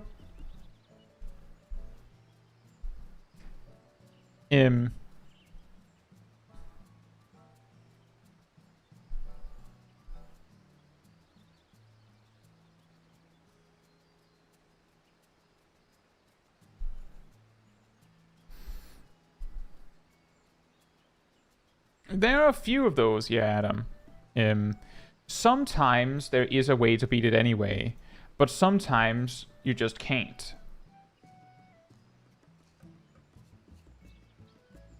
And then you'd have, like, if you're doing it for the sake of seeing if you can, that's one thing. A different one is if you're trying to, like, make a character that you're soloing from the start. Then it's a different story. Like, a particular example is... if you were to make a new character today and decide that you're only playing alone, you don't use a duty support, you don't use trusts, you don't group for anything, you're just playing solo. Let me put it like this, White Mage can a Conjurer can solo as Tasha. Synced. Presumably they can also solo Tamtara Deepcroft and Copperbell Mines. Don't know about 1000 Miles of Totorak, but by that point you can use like a warrior with Storm's Path, which is also pretty solid. By 1000 Miles of Totorak you would also be able to use a Scholar, which is also really strong.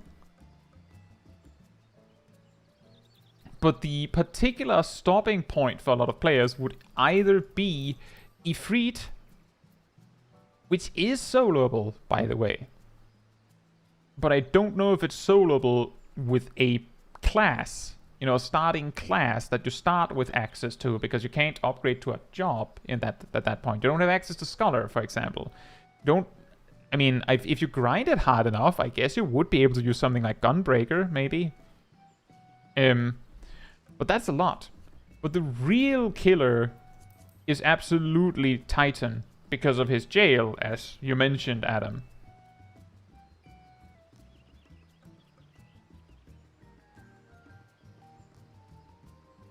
And the key thing is doing it synced, not unsynced. If you're talking unsynced, then obviously you can do it. But the naval, specifically Titan here, is a regular job can't beat it synced. But Blue Mage can. I've done it before. So Blue Mage can. And I did it before the... That's untrue. Can you do it? So which job can do it synced, Adam? That isn't Blue Mage. Or what did you mean?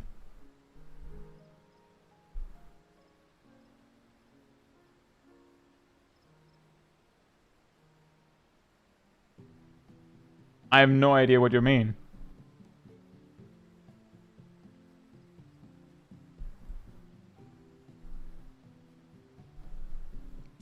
Burn to dust.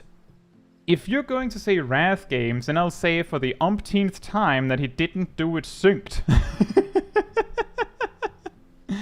He did it with Ninja that was overleveled. Not to 90, but it wasn't synced.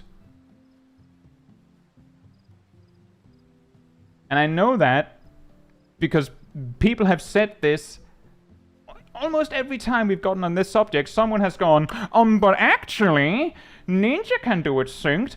No, they can't. They'll die to Titan before the Dotton trick comes up. Like, you can't. The reason why Blue Mage can solo the naval synced is because Blue Mage can kill Titan before the jail comes. That is the only reason why Blue Mage can.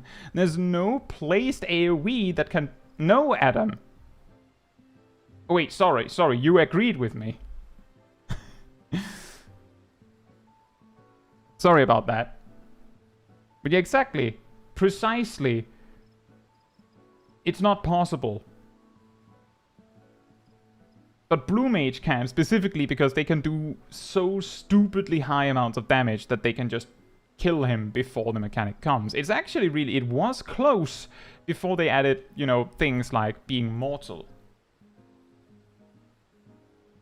Yeah, almost, Archibuster. I've genuinely seen this so many times that I'm like... I'm actually surprised that that's what people saw.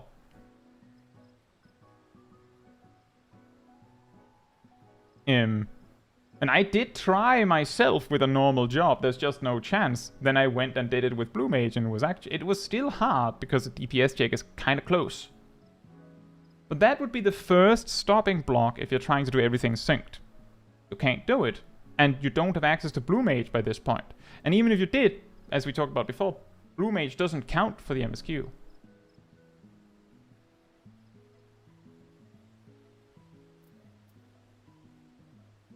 Nope, Adam, I have not. I'm not the biggest ultimate grinder.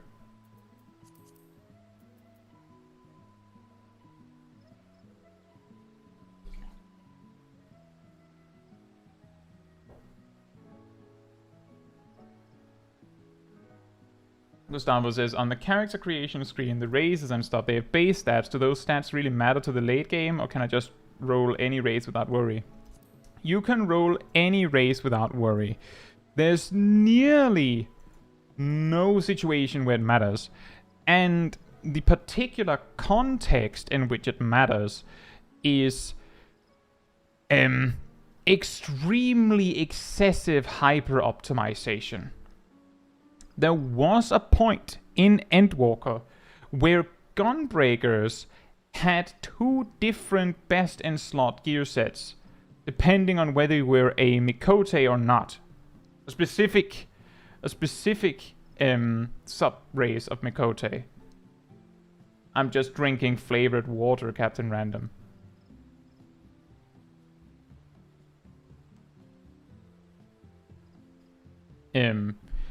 But the thing is, with those optimization things where there's 2 different best-in slots depending on whether you are that race or not, the power difference is like 0.00001% or something like that, right? It's like single-digit DPS differences or less. It's just that technically that's better than that because of how stat breakpoints work.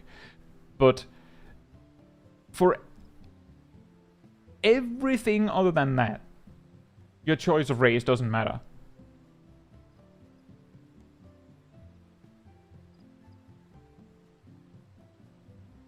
And yeah, exactly, Adam. That is generally like what I've also observed, is that if there is a mechanic that requires a second person to deal with, then you either have to be able to skip that mechanic, or you have to discover that the punishment for failing it isn't death or certain death, and it ends at some point. For an example of this is the Aerie. You can't solo that one synced. Not possible. At least not with a regular job. I can't remember if it's I don't even know if it's possible with Blue Mage, but it's not possible with Warrior, for example, because Nidhogg will just, you know, put you in the pillar and then you die. That's the punishment. When it ends, you just die. But in Holminster Switch, for example, the final boss chains you, basically stun locking you for like 20 seconds, and in that time frame, he hurts you, but he doesn't kill you, and then the chains just end. So you can actually solo Holminster Switch despite there being such a mechanic that you're supposed to have a friend for. But because it doesn't cause certain death and there is an end to it, you can still do it.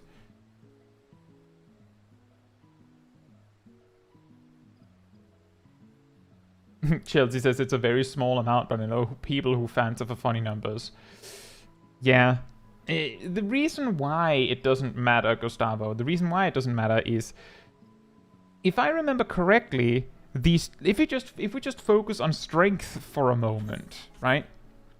I believe when you make your character, the strength difference between the race that has the least strength, maybe I can actually see this.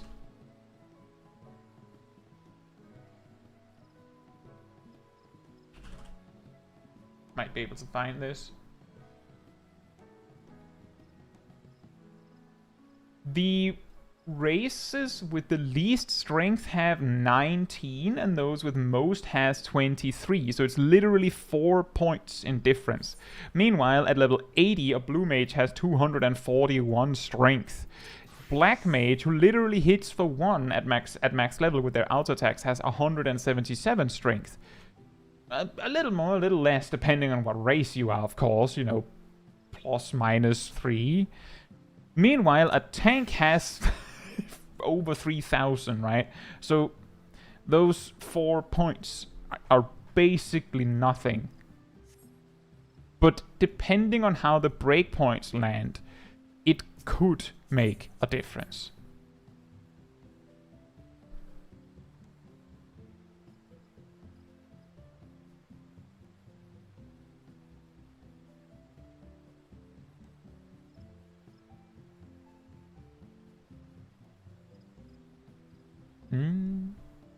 Oh yeah, the Gormand, you have to kill him before he eats you, right? I mean, Adam, if you're trying to solo something quickly, like you're doing something unsynced just to clear it real fast, both Red Mage, Samurai, and even to some degree Summoner, also Machinist, are all extremely good at just killing something like that. The key is, if you can just kill it like that, then you can just, you know, it's about killing them so fast that if they have some sort of HP threshold in submission, you have to kill them so fast that they don't even have a chance to think about leaving. But after that, it starts becoming like, do you need self-healing?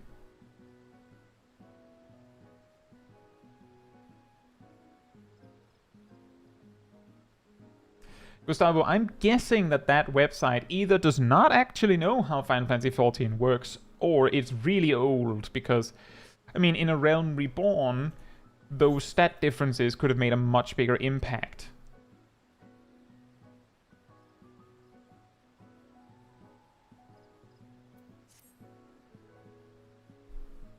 Killing Ifrit in EX in 7 seconds. Yeah, Ultima weapon Extreme is also pretty funny to kill in like 4 seconds. They're pretty good ones.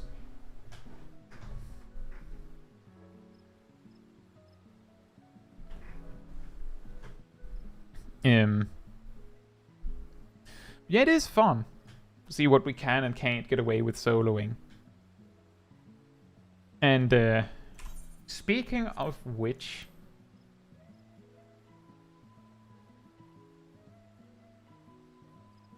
there's no DPS checks in that one. There's no DPS checks in that one.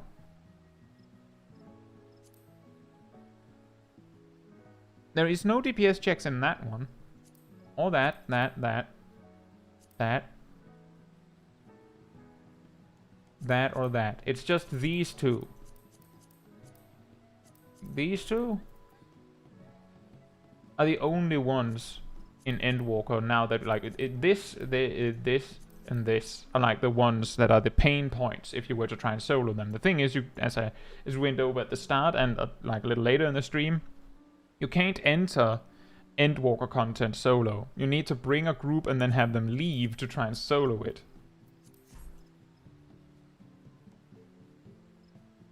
Glad to hear that, Adam. I actually have a whole like playlist of these streams, where I started all the way down from Sastasha.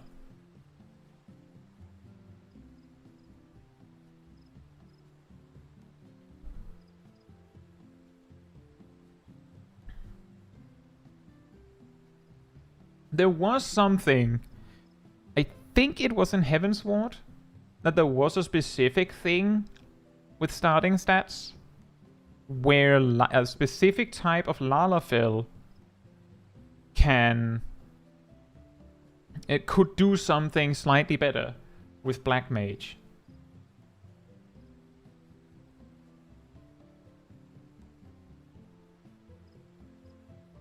The reason was that in Heavensward and A Realm Reborn, piety was actually an attribute. So, and everyone could have it. Back then it wasn't MP regeneration, it was actually dictating how much MP you actually had. So stacking piety increased your max MP. And I can't remember which kind of Lalafell it was. I believe it was the same one as Small Kai. But it increased your max MP, and because of how Black Mage worked back then, when you didn't have like a flat 10,000 MP, but like a more weird amount, if you had that slightly more piety, you could cast one more spell during Astral Fire or something like that.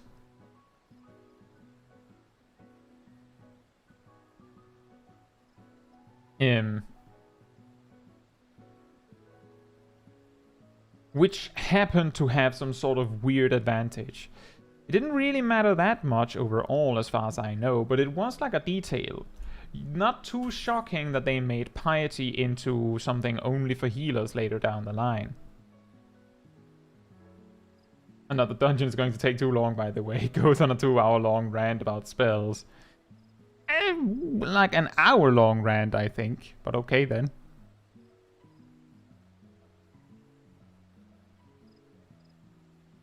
And indeed, Adam, piety could use some help. I'm the guy who made the videos why tenacity is a terrible stat and why piety is a terrible stat. I made both of them. Assume I main warrior? Kind of. I play a lot of jobs, so it's hard to say whether I actually main warrior.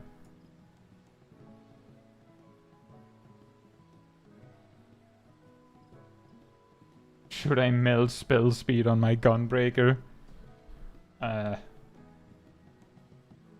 Probably not.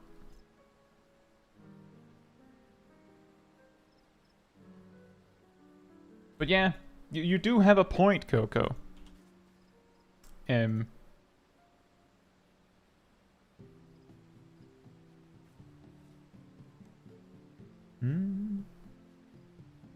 So on that note, if you've enjoyed the... Oh, okay then, Ardell sniped me. If you've enjoyed the wonderful company of the people you've seen in the chat, or me, remember that there's a Discord server that you can join, the Discord community server, which Ardell Gelano has posted a very nice link for me to. There you'll also find the weekly schedule where you can see what else is happening on the channel, such as tomorrow where I have a video coming out talking about some of the common mistakes, or at least mistakes, that some healers make in content. Primarily dungeons, because, you know, in actually hard content, it's a lot less likely that those kinds of mistakes just slip by. You will also find the announcement room where you'll see links to videos, streams, whatever it is, when they come out. And you can also go to the role assignments room, and if you do, you can grab the reminder role, which gives you a notification on Discord every time I do post a video or a stream, and you also get like an extra reminder shortly before I start, assuming I don't actually put the video up, or the stream up, like just before I start, like today. Yeah, and if you did actually enjoy this particular stream, it helps me a lot if you leave a like on it for the YouTube algorithm. That tells YouTube that it was a very enjoyable stream and you'd like other people to enjoy it as well. So that, of course, helps me. Thank you so much in advance. And as you've seen, as you might have seen both Yumia and Nino do, if you would like to support the channel directly, you can also both become a member of the channel. You can give like gifted memberships if you like. You can give super chats if you like. It's all optional. The content on the channel is open for everyone, so I'm not like saying you're missing out on content. It's entirely if you would like to support me, which is of course very much appreciated. Don't have to. And if you don't want to do it in the YouTube system, I also have a Ko-Fi page in the description that you can use if you'd like instead. Again, optional. Don't want anyone to feel like they have to. But all the support that you have given, whether being just here and hanging out and participating in the conversation or anything else, is very much appreciated. We're going to do a short stream today. Guys, 7 hours later still streaming. I don't think I've ever said that.